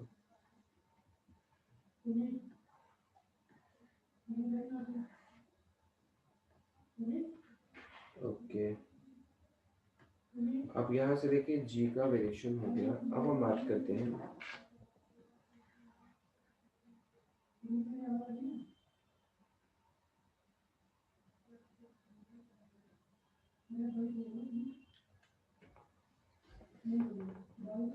देखो इसमें डेप्थ वाला जो, फिर से बताता हूँ आशी, देखो डेप्थ के हिसाब से मैंने कहा कि मान लो कि अर्थ है ये और इसके सरफेस से डी डेप्थ पे कोई पॉइंट है, सेंटर इसका यहाँ पे, डेप्थ पे यहाँ पॉइंट है और यहाँ जी की क्या वैल्यू होगी, ये डी है तो ये जो होगा वो आर माइनस डी होगा, तो ये टोटल रेडियस है, ठीक है, ये आर माइनस डी हो गया। तो मैंने कहा कि सिर्फ इस पॉइंट से पास करता हुआ जो इफेक्टिव स्फीयर है वही इस पर फोर्स लगाता है, ये shell theorem. According to shell theorem, ठीक है। तो शेल थ्योरम के अकॉर्डिंग इसका पहले मास निकालिए कि इस स्फीयर का r माइनस डी रेडियस का जो स्फीयर है उसका मास कितना हो। तो एक्सेलरेशन ड्यू टू ग्रेविटी जो होता है वो gm dash by r minus D का होल स्क्वायर होगा। फॉर्मूला यही होता है, gm बाई r स्क्वायर होता है ना, रेडियस इसकी r माइनस डी हो गया, तो gm yes dash by r minus D का होल स्क्वायर। अब अपने को m डैश बताना है। m डैश मतलब कौन सा मास है, ये जो इफेक्टिव मास है स्फीयर का, जो r माइनस डी रेडियस का स्फीयर है, वही मास इसको अट्रैक्ट करेगा। मतलब समझो कि अर्थ का साइज छोटा हो गया, जैसे जैसे हम डेप्थ में जाते जाएंगे उसके लिए अर्थ का साइज छोटा होता जाएगा। तो यहाँ से m डैश जो आता है वो आता है m r माइनस डी का whole cube by R cube. कैसे, तो टोटल वॉल्यूम का मास है m, इसलिए यूनिट वॉल्यूम का मास है m by volume, total volume, और इसलिए इसका जो वॉल्यूम है रेडियस ये है, और ये volume total 4/3 pi R cube होता है। इसको कैंसिल करके यहाँ गया था मास r माइनस डी का whole cube by R cube. ये हमारा क्या है, m डैश है कि नहीं, तो m डैश की वैल्यू यहाँ पे पुट कर दिया, m डैश की वैल्यू पुट कर दिया, तो यहाँ से फिर रिलेशन आ गया g0 1 minus D by R. मतलब इस शेडेड रीजन पे कितना ग्रेविटेशन लग रहा है ये मतलब। शेडेड रीजन का, जैसे शेडेड रीजन ही अगर अर्थ होता तो ये जो पॉइंट P है, ये जो पॉइंट P है उस पे क्या होता है एक्सेलरेशन ड्यू टू ग्रेविटी। जब अर्थ की रेडियस r होती है तो इसके सरफेस पे acceleration due to gravity gm/r² होती है। तो जब अर्थ की रेडियस r माइनस डी होगा तो इसके सरफेस पे क्या होगा, gm'/r माइनस डी का होल स्क्वायर होगा। और m डैश किसका मास है, r माइनस डी जो हमारा रेडियस है उस स्फीयर का मास है। Okay sir. अब देखते हैं हम लोग ग्रेविटेशनल पोटेंशियल एनर्जी।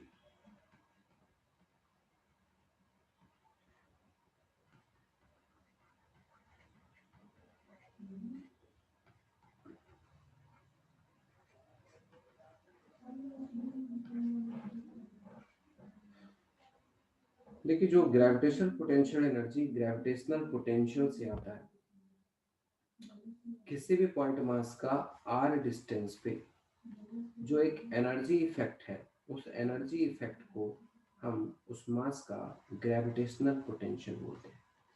इसको डिफाइन कैसे करते हैं, इसको डिफाइन करते हैं कि मान लीजिए एक मास है और यहाँ पे r डिस्टेंस पे पॉइंट P है, तो इस मास का अपना एक फील्ड होता है। यहाँ पे फील्ड का मतलब क्या होता है, force by mass is equal to gravitational field. इसको E से रिप्रेजेंट करते हैं। मतलब जो एक्सेलरेशन ड्यू टू ग्रेविटी है वो भी एक तरह से फील्ड ही आप बता सकते हैं, अर्थ का फील्ड बता सकते हैं, है ना। तो अब यहाँ से मैंने कहा कि जब फील्ड होता है किसी भी मास का तो उस पॉइंट पे कुछ एनर्जी होती है। किसकी एनर्जी होती है, तो मैंने क्या करा, इन्फिनिटिव से किसी भी अगर टेस्ट मास को, इन्फिनिटिव से किसी टेस्ट मास को अगर पॉइंट P पे लेके आते हैं तो जितना वर्क करना पड़ता है उस वर्क को इस मास का पोटेंशियल इस पॉइंट पे बोलते हैं। क्यों वर्क करना पड़ेगा, क्योंकि हमें इस टेस्ट मास को, टेस्ट मास मतलब जिस m0 मास की बात करें, इसको आप धीरे धीरे स्लोली, इन्फिनिटिव का मतलब है जहाँ पे इस मास का फील्ड नहीं है, जहाँ पे एटमॉस्फेयर नहीं, जहाँ पे एक्सेलरेशन ड्यू टू ग्रेविटी नहीं है, वहां से इस मास को, इस m0 मास को टेस्ट मास क्यों बोलते हैं, क्योंकि इससे हम पोटेंशियल की टेस्टिंग करते हैं। तो हम उसको अगर इन्फिनिटिव से पॉइंट P तक लेके आते हैं तो इस दौरान जितना वर्क करना पड़ता है, वर्क उस m0 मास में एनर्जी प्रोड्यूस करता है। तो वो एनर्जी जो होता है वो m मास का P पॉइंट पे पोटेंशियल बनाता है। मतलब ये पोटेंशियल का अगर हम फॉर्मूला देखना चाहें तो m मास का r डिस्टेंस पे जो पोटेंशियल का फॉर्मूला होगा वो V = -gm/r होगा। अब यहाँ पे समझिए, यदि मैं m1 मास और m2 मास जो कि r डिस्टेंस पे सेपरेटेड है, हमने बनाया है ये कॉन्फ़िगरेशन, ये सिस्टम हमने बनाया है। तो पहले क्या हुआ होगा, एक सोर्स मास हुआ होगा, हमने इस सिस्टम को असेंबल किया, बनाया है। तो इसमें हुआ क्या कि पहले एक सोर्स मास होगा, मतलब एक मास पहले से होगा, और दूसरे मास को हम इन्फिनिटिव से इस r पे लेके आए होंगे। तो पहले इस m1 मास का इस पॉइंट पे पोटेंशियल क्या रहा होगा, minus G m1 by R. अब एनर्जी क्या होता है, मास m2 इंटू पोटेंशियल, मतलब जिस मास को आप लेके आ रहे हैं into potential at that point जो होता है, उसको ग्रेविटेशनल पोटेंशियल एनर्जी बोलते हैं। मतलब इस वाले फॉर्मूला से U आ गया minus G m1 m2 by are, यानी दो मास का r डिस्टेंस पे ग्रेविटेशनल पोटेंशियल एनर्जी का फॉर्मूला क्या हो गया, minus G m1 m2 by are. फिर से इसको समझिए आप, मुझे पता है समझ में नहीं आ रहा। देखो, पहले हर मास का एक फील्ड आता है, फील्ड आने के बाद फोर्स आ जाता है, फोर्स आने के बाद वर्क हो सकता है, वर्क आने के बाद एनर्जी आती है। पहले वर्क आने के बाद पोटेंशियल आता है, पोटेंशियल के बाद एनर्जी आती है। तो ये 1 2 3 4 5 6 7 7 प्रोसेस है, ये 6 प्रोसेस। मतलब हर, जैसे फोर्स दो मास के बीच में फोर्स देखते हैं, जी m1 m2 by R square होता है। इस पहले मास को अगर हम सोर्स माने तो ये वाला जो पहला टर्म है जी m1 बाई आर स्क्वायर, वो हमारा कहलाता है gravitational field of mass m1 at R distance. तो जब हम फील्ड को मास से मल्टीप्लाई करते हैं तो फोर्स आता है। अब फोर्स आने के बाद ये क्या करता है कि एनर्जी क्रिएट करता है। जैसे मान लो कि आपने, जैसे m मास है, समझिएगा इसको समझा रहा हूँ, ये m1 मास है और इसके यहाँ पे एक m2 मास है। तो ये मास तो कंटिन्यूअसली इसको अट्रैक्ट कर रहा है, m1 मास m2 को अट्रैक्ट कर रहा है, लेकिन m2 मास अपनी जगह पे है। इसका मतलब क्या है, ये अपने एनर्जी के साथ ही जगह पे रह सकता है ना। जैसे मान लो कि अगर आप खड़े हो और आपका ये दोस्त है और एक इनविजिबल फोर्स से, मतलब एक ऐसा वेव से आपको अपनी तरफ पुल कर रहा है, अट्रैक्ट कर रहा है, और आप अपनी जगह से हिल नहीं रहे हो, इसका मतलब आप में एनर्जी है। और ये एनर्जी किसके कारण आया, एनर्जी क्रिएट इसलिए हुआ कि आपको कोई खींच रहा है, आपने फिर ये एनर्जी क्रिएट किया। तो कहने का ये मतलब है कि यदि r डिस्टेंस पे बना हुआ है तो इस m2 मास को भी एनर्जी होगी, साथ ही साथ m2 m1 को भी खींच रहा होगा, m1 भी अपनी जगह पे, तो m1 को भी एनर्जी होगा।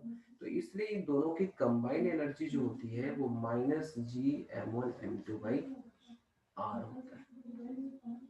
मतलब दो मास की जो कंबाइंड एनर्जी होती है वो होती है minus G m1 m2 by are. और ये क्या है, पेयर ऑफ मास के लिए वैलिड है। पेयर ऑफ मास के वैलिड करने का मतलब है कि अगर स्पेस में 3 मास होगा, m1 m2 m3, तो यहाँ पे कितने इंटरैक्शंस होंगे, 1 2 और 3। जितने पेयर बनेंगे उतने एनर्जी बनेंगे।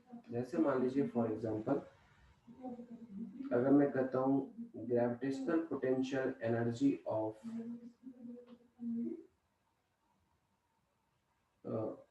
मासेस।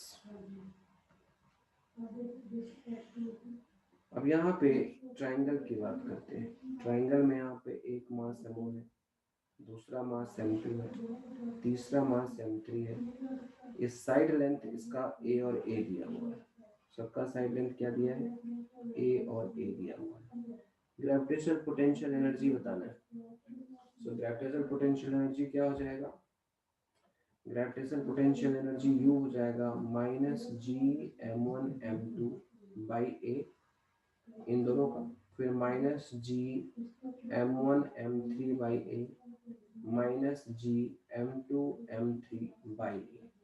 तीनों को जब सम करेंगे तो आपको टोटल ग्रेविटेशनल पोटेंशियल एनर्जी आएगी सिस्टम।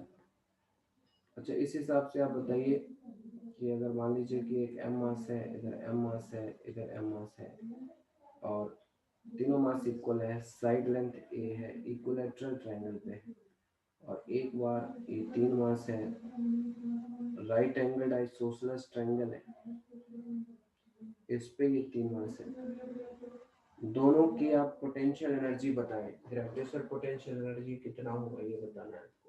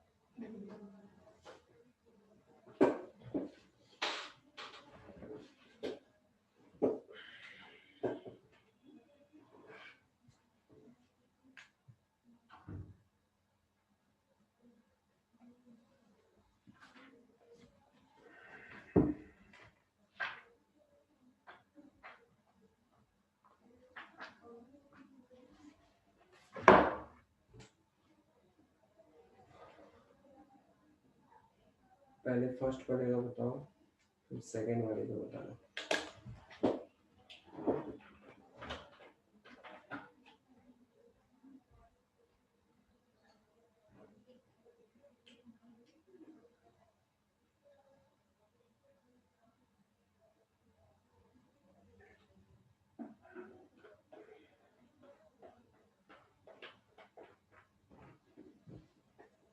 सर इसमें सारे मासेस इक्वल है क्या?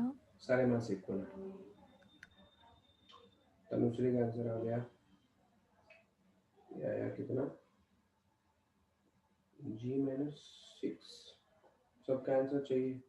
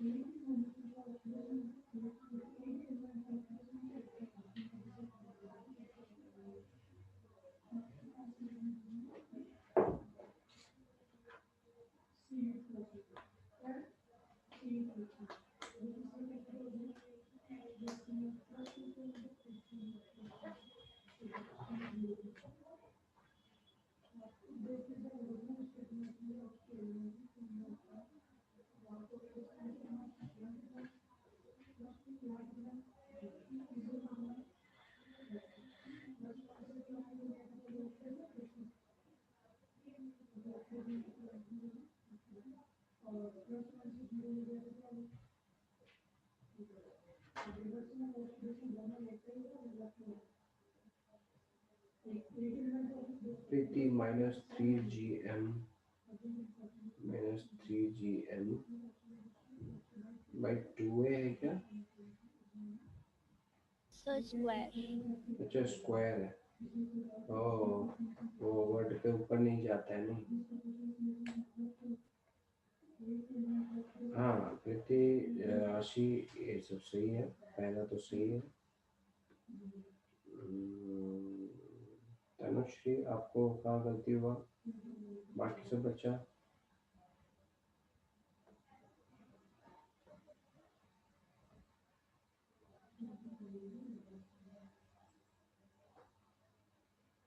स्निग्धा आवाज आ रही है? स्निग्धा आवाज आ रही है? नहीं। बाबा जैन,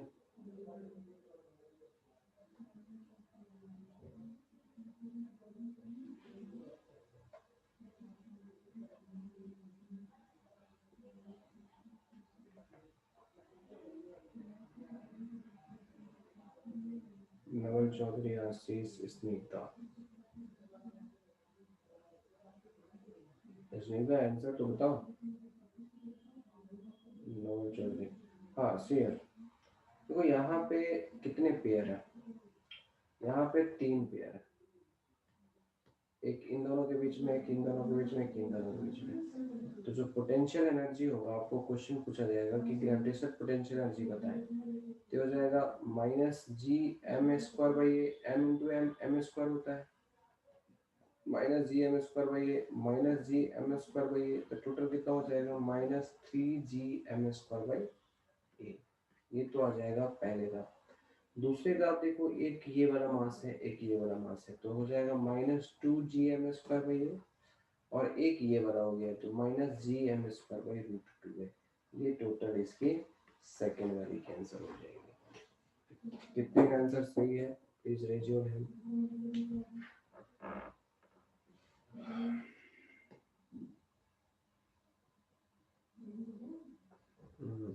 यस पांडे, आशिफ,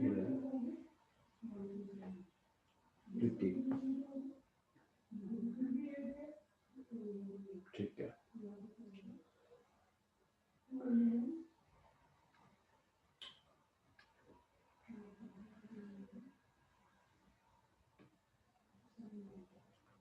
अब यहाँ पे हम लोग देखते हैं सर सर एक स्लाइड पीछे करना, ये इससे पहले वाली सर।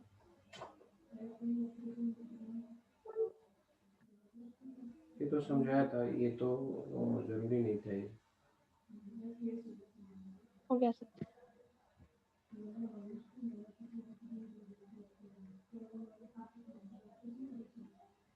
डेफिनेशन जो है ना, बुक्स निकाल के जैसे नोट्स अब बनाते हैं ना, तो बुक्स में डेफिनेशन तो रहता ही है, तो एक नोट्स भी बना लीजिए, वो एक एसेट्स है। नोट्स तो साथ में बना ही लीजिएगा। सबसे पहला काम पढ़ के एक बार नोट्स बना लीजिए, फिर आप प्रैक्टिस करिए, ठीक है। तो इसके बाद हम लोग आते हैं बाइंडिंग एनर्जी। देखिए बाइंडिंग एनर्जी क्या होता है, the energy released in the formation of a system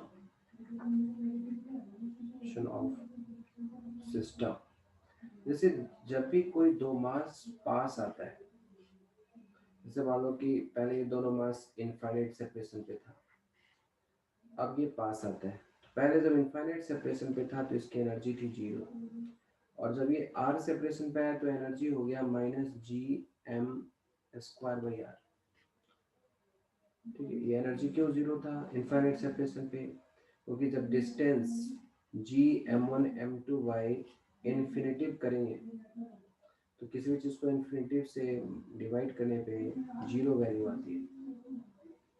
ठीक है, तो जब अपने पास इनफाइनाइट सेपरेशन पे था तो उसकी एनर्जी 0 थी। अब हमने एक सिस्टम बनाया, मतलब ये सिस्टम दोनों फॉर्म हुआ है r डिस्टेंस पे, तो इसकी एनर्जी होगी -GM² बाई आर। तो बेसिकली 0 से एनर्जी डिक्रीज हो रहा है, तो एनर्जी चूंकि डिक्रीज हो रहा है तो अब एनर्जी रिलीज होगा सिस्टम से। इसका मतलब है कि in the formation of A system हमेशा क्या होता है, एनर्जी डिक्रीज होता है, और वो जो डिक्रीज ऑफ एनर्जी है वो एनर्जी के फॉर्म में रिलीज होता है। तो एनर्जी रिलीज होता है वो हमेशा डेल्टा ई जो होता है बाइंडिंग एनर्जी, वो जो ग्रेविटेशनल पोटेंशियल एनर्जी का पॉजिटिव वैल्यू होता है। मतलब जैसे मान लीजिए कि M1 और M2 मास r डिस्टेंस पे, तो ग्रेविटेशनल पोटेंशियल एनर्जी हमेशा माइनस में होता है। अब हमें बाइंडिंग एनर्जी इसका बताना है तो क्या होता है, +GM1 M2 by r square, sorry r, ठीक है, ये r। मतलब इसको हम दूसरा डेफिनेशन क्या लिखेंगे, the energy required to deassemble the system, the energy required to deassemble the system। जब हम किसी भी सिस्टम को डीअसेंबल करते हैं तो हमें जितनी एनर्जी चाहिए, तो उसको हम लोग बोलते हैं कि हमने सिस्टम को फिर r डिस्टेंस पे रख करके, यदि आप इसको 0 एनर्जी पे फिर वापस से पहुंचाना है, रिवर्स चलना है, तो हमें एनर्जी देनी पड़ेगी। जब इन्फिनिटिव से पास लेके आएंगे तो एनर्जी रिलीज होगा। इसी कॉन्सेप्ट के बेसिस पे होता है escape speed.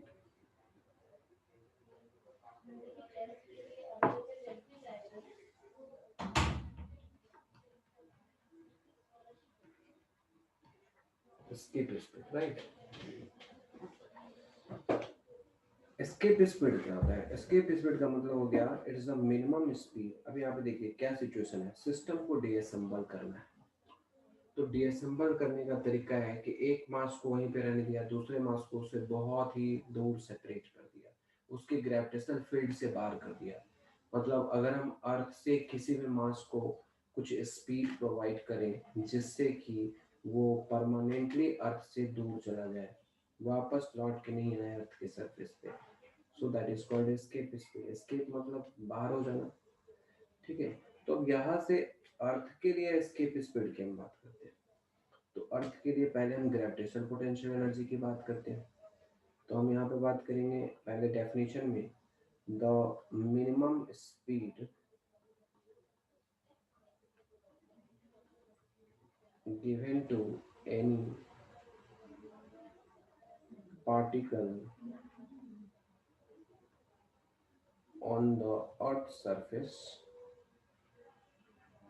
or in the field of earth, in the field of earth,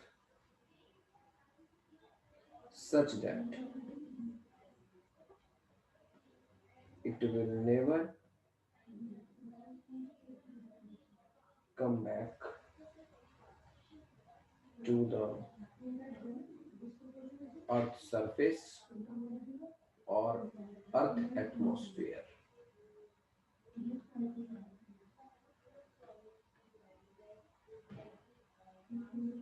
ठीक है। अब यहाँ पे देखिए जैसे हम ये अर्थ की बात करते हैं, अर्थ पे यहाँ पे अर्थ का मास m है, रेडियस r है, अर्थ के सरफेस पे कोई मास है m। तो अर्थ के सरफेस मास है तो पहले सिस्टम का फॉर्मेशन हुआ होगा, तो इसके हम पहले ग्रेविटेशनल पोटेंशियल एनर्जी निकालते हैं। तो ये क्या होगा, आप याद करो कि अर्थ के टोटल मास को उसके सेंटर पे अज्यूम कर लेते हैं, शेल थ्योरम ये करता है। तो जो ग्रेविटेशनल पोटेंशियल एनर्जी होगा minus G capital M small M by R होगा। इसमें कोई दिक्कत है क्या? Minus G capital M small M by R. ये कैसे? अर्थ के टोटल मास को उसके सेंटर पे अज्यूम कर लिया और एक पार्टिकल है, ये दोनों हमारा क्या है, आर डिस्टेंस पे है। तो जो एनर्जी हो गया minus G capital M small M by R है। अच्छा, इसकी बाइंडिंग एनर्जी कितनी हो जाएगी? G capital M small M by R. अब ये बाइंडिंग एनर्जी हमें देना है। बाइंडिंग एनर्जी क्या होता है? Minimum energy given to any particle और system to do disassemble the system, है ना। किसी भी सिस्टम को ब्रेक करने में जितना एनर्जी लगता है उसको हम लोग बोलते हैं बाइंडिंग एनर्जी। वो ग्लिटर आ रहा है।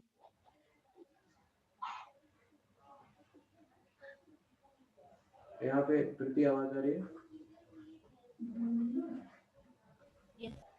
जैसे मान लो कि 3 मास है इक्विलैटरल ट्रायंगल पे और हमें क्वेश्चन एक पूछा गया, मान लो कि नीट में आ गया कि what is the minimum energy required to disassemble this system, energy required to disassemble this system. तो क्या होगा इसका आंसर? इक्विलैटरल ट्रायंगल है, आपने आंसर भी दिया था। लाल ले ले थी, लाल तुम क्या करती? So minus 3gm square by a। Binding energy पूछ रहा हूँ सर, माइनस के हटा लेंगे बस, खाली माइनस हटा लेंगे। आपका जो माइनस मैंने कहा ना, इसको पॉजिटिव कर देते हैं ना। तो अगर हमें minimum energy to disassemble the system बोल रहा है तो हम ग्रेविटेशनल पोटेंशियल एनर्जी निकालने के बाद सर माइनस हटा लेंगे।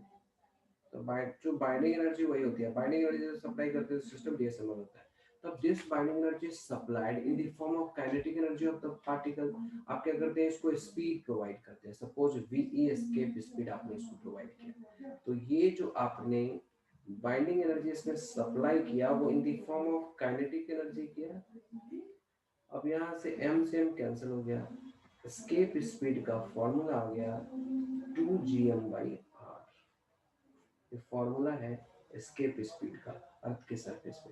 और यही जब आप मास ऑफ अर्थ और रेडियस ऑफ अर्थ पुट करते हो तो ये आता है 11.2 किलोमीटर पर सेकेंड, यानी अगर आप इतनी स्पीड प्रोवाइड करते हैं किसी भी पार्टिकल्स को तो ये अर्थ के एटमॉस्फेयर से बाहर चला जाता है। ऑब्वियसली इतनी हाई स्पीड अचानक से तो नहीं प्रोड्यूस कर सकते, तो इसको रॉकेट के थ्रू पार्टिकल्स को धीरे धीरे स्पीड बढ़ा बढ़ा के आप 11.2 किलोमीटर पर सेकेंड तक लेके जा सकते हैं। ठीक है, फिर धीरे धीरे जैसे इतनी स्पीड आप दे देंगे तो उसको आप छोड़ देंगे तो ऑटोमेटिक अर्थ के एटमॉस्फेयर से बाहर चला जाएगा। अर्थ के एटमॉस्फेयर से बाहर चला जाएगा तो फिर वापस घूम के नहीं आएगा।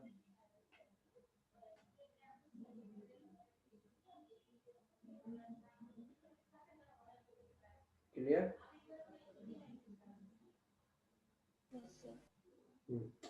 अब यहाँ पे देखो gm equal to G R square है, तो दूसरा फॉर्मूला क्या होगा? 2gm/r है। अगर हम gm को जी आर स्क्वायर पुट करें तो ये हो जाएगा 2g0r, मतलब ये दो फॉर्मूला हो गया एस्केप स्पीड का। एक हो गया 2gm/r और दूसरा हो गया 2g0/r। कभी कभी डेंसिटी के टर्म में देखो, मास जो होता है अर्थ का वो होता है वॉल्यूम इनटू डेंसिटी। तो कभी कभी एस्केप स्पीड में फॉर्मूला आ जाता है 4/3 pi R Q into rho divided by R. तो यहाँ से डेंसिटी के टर्म में ये फॉर्मूला आ जाएगा, ये आर स्क्वायर कैंसिल हो जाएगा, तो ये हो जाएगा 8g/3 आर स्क्वायर रो इसका रूट। डेंसिटी ऑफ अर्थ, यहाँ पे रो क्या है? रो है डेंसिटी ऑफ अर्थ।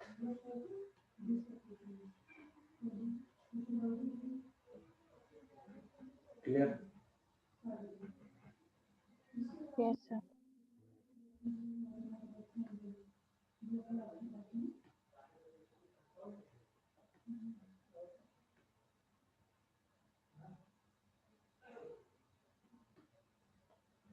तो एस्केप स्पीड जब हम देख लेते हैं तो अच्छा, जैसे मान लीजिए कि मैंने कहा अर्थ का मास सेम है और रेडियस ये इसकी हाफ हो जाती है, अर्थ कॉन्ट्रैक्ट कर जाता है, साइज इसकी रिड्यूस हो जाती है, रेडियस r/2 हो जाता है। एस्केप स्पीड अगर अर्थ की सरफेस पे 11.2 किलोमीटर पर सेकेंड है तो अब एस्केप स्पीड कितनी हो जाएगी? मास सेम है, क्वेश्चन को कैसे सॉल्व करेंगे? मास सेम है तो escape speed directly proportional to होता है √r के। तो escape speed 1 by escape speed 2 is equal to होगा r2/r1। पहले कितना है 11.2, दूसरे वाले में निकालना है, दूसरे का रेडियस है r/2, पहले का रेडियस है r, तो ये हो जाएगा r से r कैंसिल 1/√2।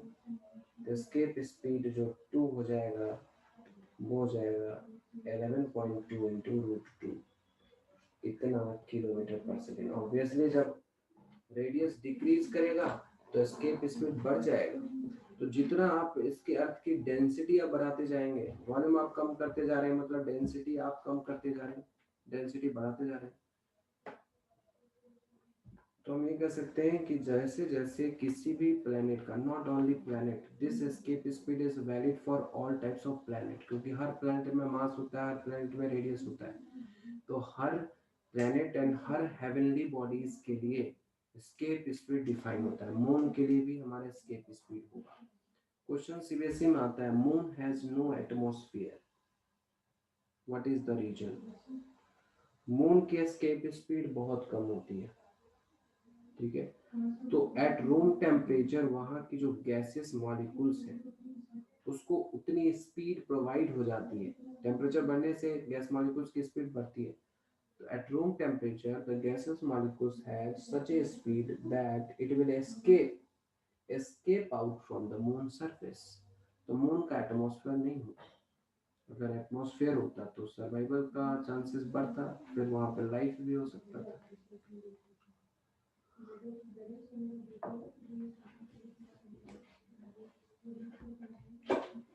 क्लियर? यहाँ तक क्लियर है?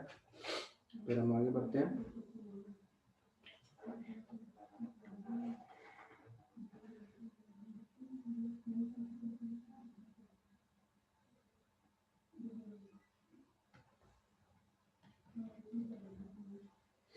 The next concept is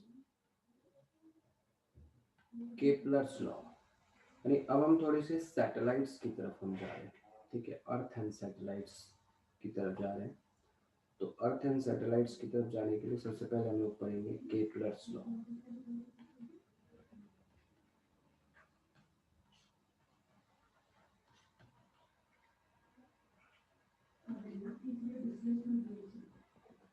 देखिए केपलर्स ने हेवनली बॉडीज के लिए, मतलब प्लैनेट सन हो गया, मून हो गया, अर्थ हो गया, सैटेलाइट्स हो गया। प्लैनेट और सैटेलाइट में डिफरेंस आप समझ रहे हैं कि प्लैनेट सन के अराउंड मूव करता है एंड मून प्लैनेट के अराउंड मूव करता है। तो moon is also the natural satellites of earth.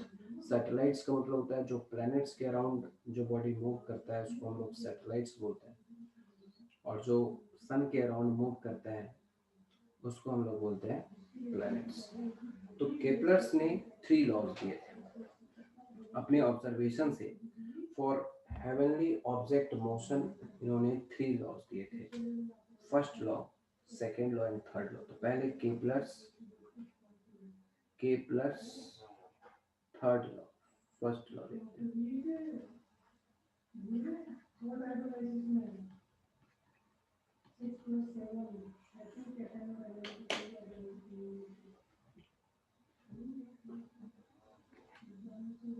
देखिए जो केपलर्स फर्स्ट लॉ है, अकॉर्डिंग टू दिस, केपलर्स का फर्स्ट लॉ क्या कहता है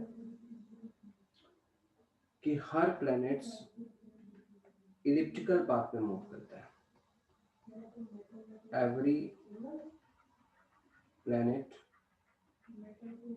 moves on the elliptical path with the sun situated at its one of focus।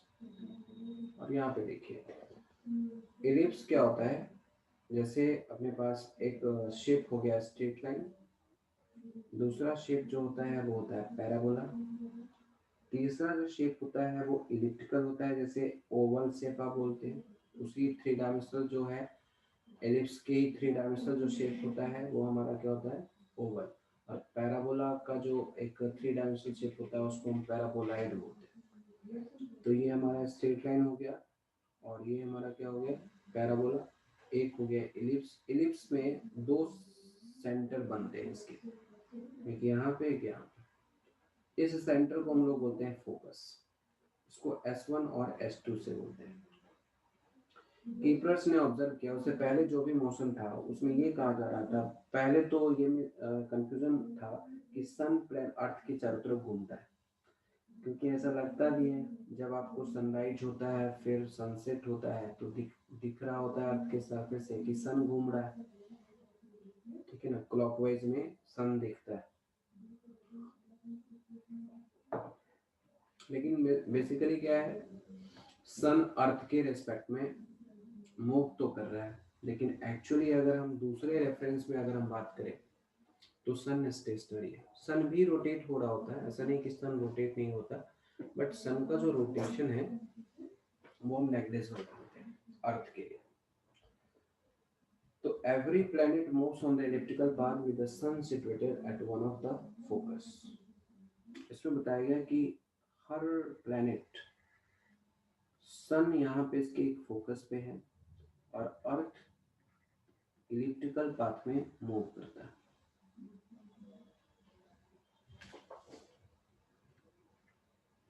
ठीक है, कुछ स्पीड से मूव करता है और ये कभी पास होगा और कभी ये दूर जाएगा।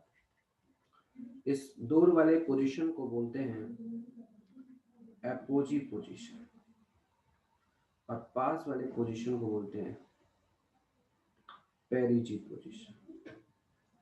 अपोजी और पेरिजी। इस पे अर्थ रोटेट होते रहता है। बेसिकली जब हम कैलकुलेशन करते हैं तो नियरली अर्थ को सन के अराउंड सर्कुलर पाथ में मानते हैं इसकी कैलकुलेशन, क्योंकि इलेक्ट्रिकल पार्ट में जो कैलकुलेशन होता है वो बहुत ही डिफिकल्ट हो जाता है, मैथमेटिकली डिफिकल्ट हो जाता है। तो circle is also a case of ellipse, ठीक है। तो हम यहाँ पे क्या बात करते हैं कि कभी ये मैक्सिमम डिस्टेंस पे होता है। तो इलिप्स में होता क्या है कि एक होता है माइनर डायमीटर और एक होता है मेजर डायमीटर। सर्कल के डायमीटर सारे इक्वल होते हैं, लेकिन इलिप्स में जो ये वाला डायमीटर होता है माइनर होता है और ये वाला जो डायमीटर होता है वो मेजर डायमीटर होता है। मेजर डायमीटर को हम 2a लेंथ का मानते हैं और माइनर डायमीटर को 2b लेंथ का मानते हैं, ठीक है। और इलिप्स में और क्या इंफॉर्मेशन है, यहाँ जो सन है वो अर्थ की जो मैक्सिमम डिस्टेंस होती है जो अपोजी पोजीशन पे, वो आर मैक्स जो होता है वो a प्लस ए ई होता है, और जो मिनिमम पोजीशन होता है अर्थ सन का, सन से अर्थ का, वो होता है आर मिन जो होता है वो a माइनस ए ई होता है। अब इसमें आप कहोगे सर ई क्या होता है, ए क्या होता है, इसकी थोड़ी डिस्क्रिप्शन आपको जाननी है।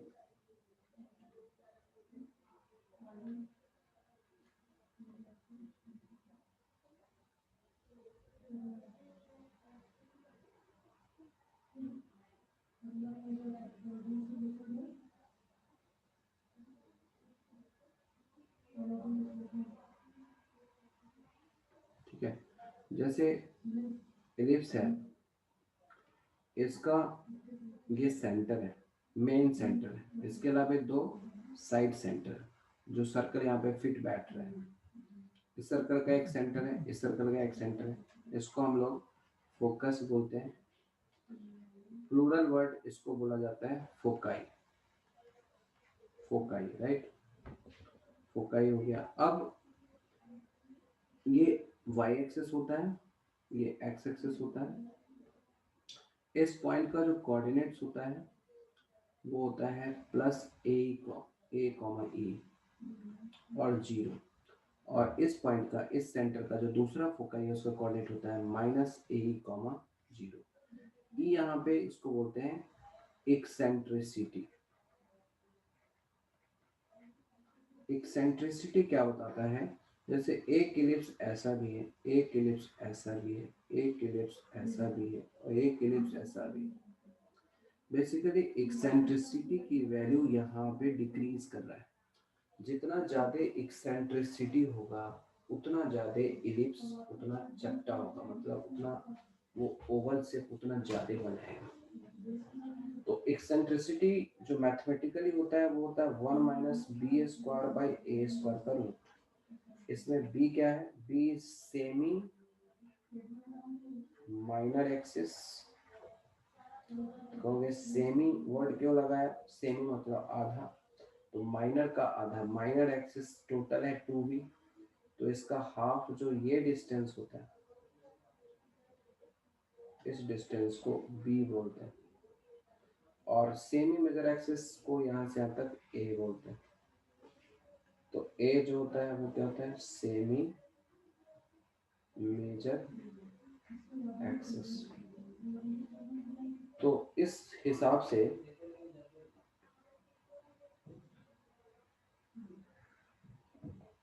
सन यहाँ पे है और अर्थ यहाँ पे, ये डिस्टेंस ए ई है और ये डिस्टेंस अपने को पता है कितना, ये वाला डिस्टेंस, टोटल डिस्टेंस हमारा 2a है, तो ये जो डिस्टेंस आ जाएगा a प्लस ए आएगा। तो अभी कैसे सर, कैसे समझे, तो a यहाँ से यहाँ तक डिस्टेंस है, ठीक है, और दूसरे कलर से लिख रहा हूँ, और ये डिस्टेंस ए ई है, क्योंकि माइनस ए कोऑर्डिनेट है मतलब सेंटर है यहाँ पे, तो सेंटर से लेकर के यहाँ तक ए ई डिस्टेंस है। माइनस साइन तो सिर्फ लगा हुआ है इसका कि ऑरिजिन से लेफ्ट साइड है, डिस्टेंस पॉजिटिव होता है तो ए ई हो गया। तो ये ए ई और ये जो पिंक वाला है वो ए है, तो टोटल कितना हो गया a प्लस ए। तो सन से जो अर्थ का जो मैक्सिमम डिस्टेंस होता है वो a प्लस ए होता है और जो मिनिमम डिस्टेंस होता है वो a माइनस ए होता है।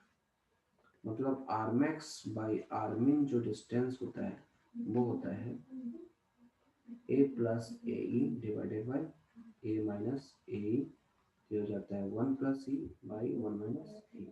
ये होता है मैक्सिमम टू मिनिमम डिस्टेंस। ये हमारा केपलर्स का फर्स्ट लॉ। अब हम सेकेंड लॉ की तरफ जाते हैं। सर्कल के लिए ई की वैल्यू क्या होती है 0 और जनरली जो ई होता है वो लेस देन क्या होता है 1 होता है। तो मान लो कि ई यहाँ पे हो गया सबसे वैल्यू अगर हम बात करते हैं फ्रैक्शंस की वैल्यू बात करते हैं फ्रैक्शंस में तो हम इसको बोल सकते हैं 0 पॉइंट वैल्यूज को घटा। यहाँ पे देखो ई 0 है राइट, तो इसका मतलब क्या है ई की वैल्यू यहाँ पे क्या हो रहा है ई की वैल्यू हमेशा लेस देन 1 होगा, इक्वल्स टू 1 होगा और ई ग्रेटर देन 1 होगा। एक्सेंट्रिसिटी की 3 वैल्यू होती है और ई इक्वल्स टू 0 भी होता है। ये होता है सर्कल के लिए। ये जो होता है वो पैराबोला के लिए होता है। ये जो होता है वो इलिप्स के लिए होता है और ये जो होता है वो हाइपरबोला के लिए। हाइपरबोला किस तरह का होता है, जैसे हाइपरबोला इस तरह,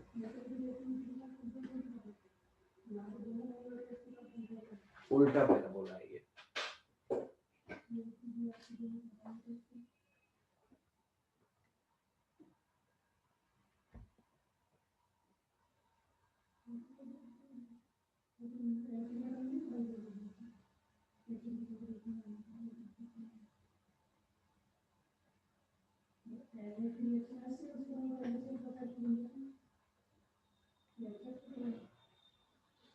सेकेंड लॉ की बात करते हैं।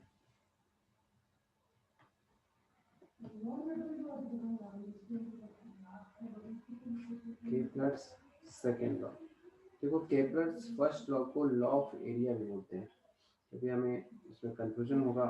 तो केपलर्स फर्स्ट लॉ को law of area law of orbit बोलते हैं और सेकेंड लॉ को लॉ ऑफ एरिया भी बोलते हैं। लॉ ऑफ एरिया मतलब एरिया से रिलेटेड बात होगी। अब इसको समझते हैं केपलर्स ने क्या ऑब्जर्व किया अपने एक्सपेरिमेंट से। यदि ये सन है और यहाँ पे ये अर्थ है तो अर्थ सन के अराउंड इलेक्ट्रिकल पाथ में मूव करता है। तो ऑब्वियसली मान लो कि एपोजी और पेरिजी दो पोजीशन है, एपोजी और पेरिजी पोजीशन है। अर्थ यहाँ से यहाँ जाता है स्मॉल टाइम dt में, तो ये एरिया फॉर्म किया।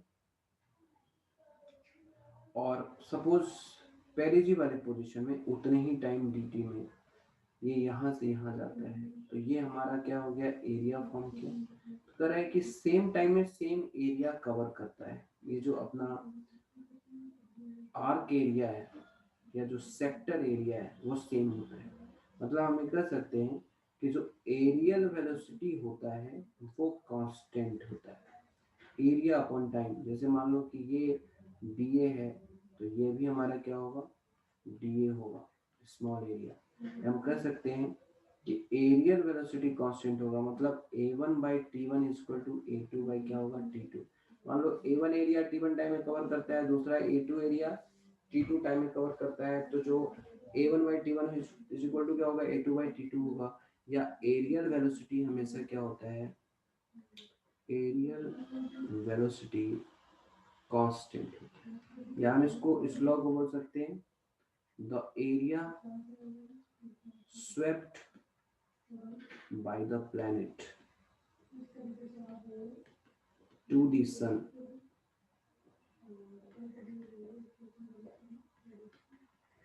per unit time is always constant।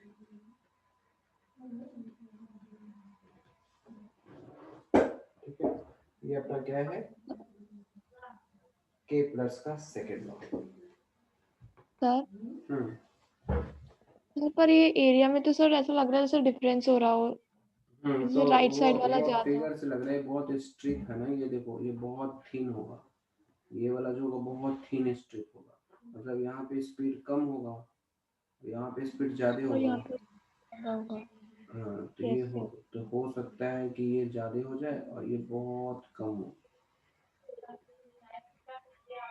दोनों इक्वल हो सकता है ना? हाँ सर, अब हो सकता है।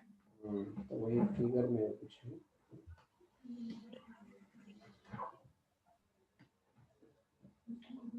अब यहाँ से अगर हम बात करते हैं कि एरियल वेलोसिटी जो होता है वो हमेशा L/2m के इक्वल होता है। इसमें L क्या है? L is the angular momentum of the planet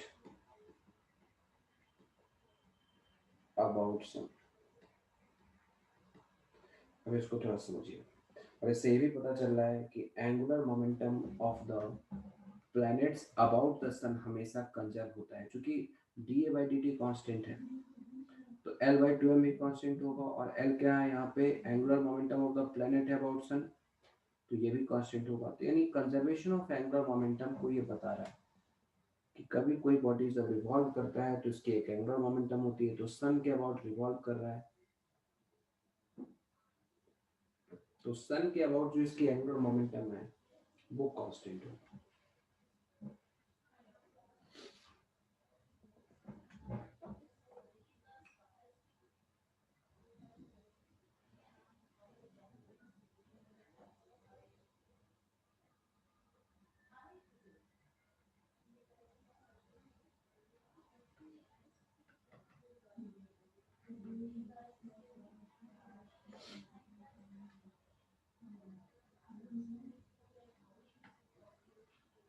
देखो, जैसे मैंने ये कहा, इसका मतलब क्या है? मान लीजिए ये सन है और ये अर्थ है, ये डिस्टेंस r max है, इस समय इसकी स्पीड v1 है, यहाँ पे r min है, यहाँ पे स्पीड इसकी v2 है, तो एंगुलर मोमेंटम होता है mvr। तो सन के अराउंड एंगुलर मोमेंटम इस एपोजी और इस पेरिजी position, not only this apogee और पेरिजी पोजीशन, ये किसी भी पोजीशन पे हमारा क्या होता है? सेम होता है। पेरिहिलियन और एपिहिलियन पोजीशन भी बोलते हैं, दूसरा नाम इसका ये भी है। तो हम इसको लिख सकते हैं m into v1 into R max, ये इक्वल टू होता है m into v2 into R min। मतलब एक m से m कैंसिल हो गया। सन के अराउंड जो एंगुलर मोमेंटम कंजर्वेशन है, कंजर्वेशन ऑफ एंगुलर मोमेंटम है,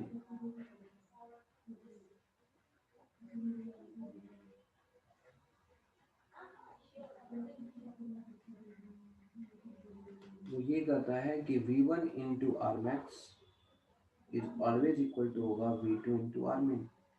अब यहाँ से इसको हम लिख सकते हैं v2 by v1 is equal to R max by R min, और आर मैक्स और R min 1 plus E by 1 minus E था। और हर इलिप्स का एक एक्सेंट्रिसिटी होता है, मतलब अर्थ भी प्लैनेट के अराउंड मूव करता है, वीनस भी मूव करता है, मार्स भी करता है, जुपिटर भी करता है, सैटर्न भी करता है। तो सबका एक इलिप्टिकल पाथ है और सबकी ई की अलग अलग वैल्यू है। अगर ई की वैल्यू है तो हम ये भी बता सकते हैं कि स्पीड का रेशियो क्या होगा, मैक्सिमम पोजीशन पे क्या होगा, मिनिमम पोजीशन पे क्या होगा। तो बेसिकली ये सेकंड लॉ। थर्ड लॉ की बात हम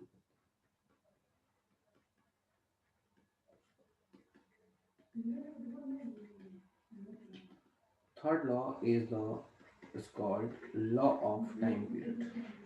Law of time period. Law of time period क्या है? लॉ ऑफ टाइम पीरियड कहता है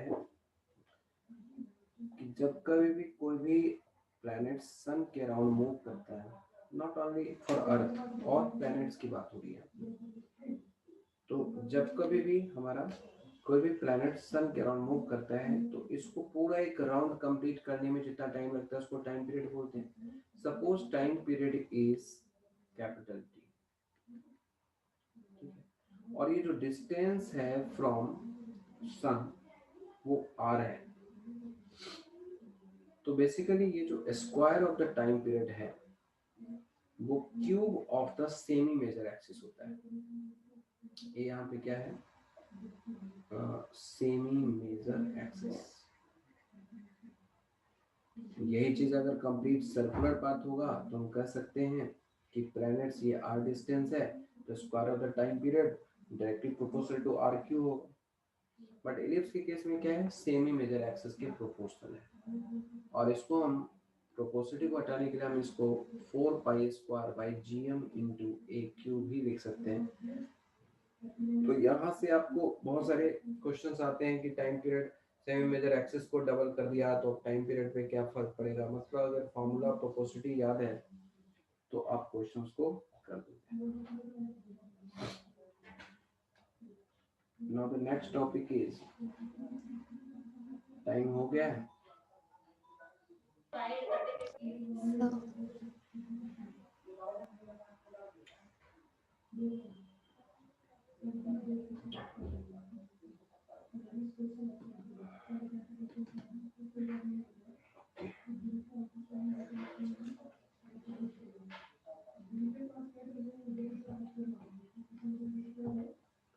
नेक्स्ट है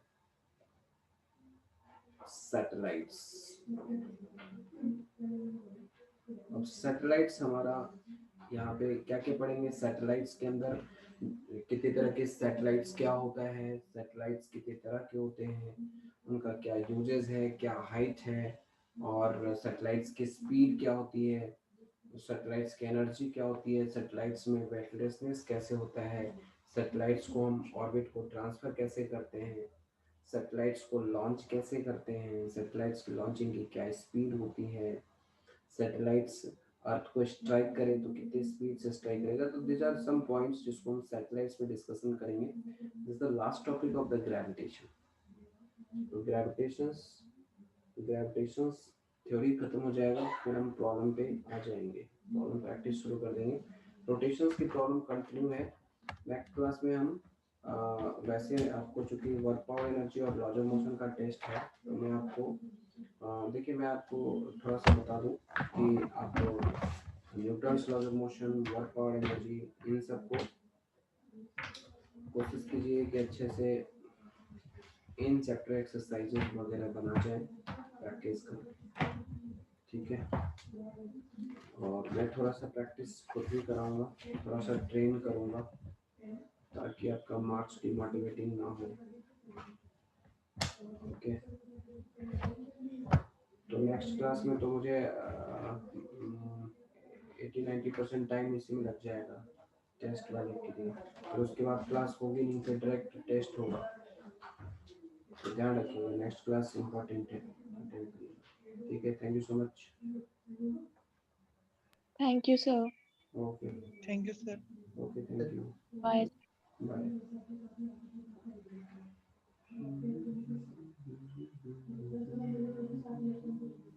thank you sir. Thank you.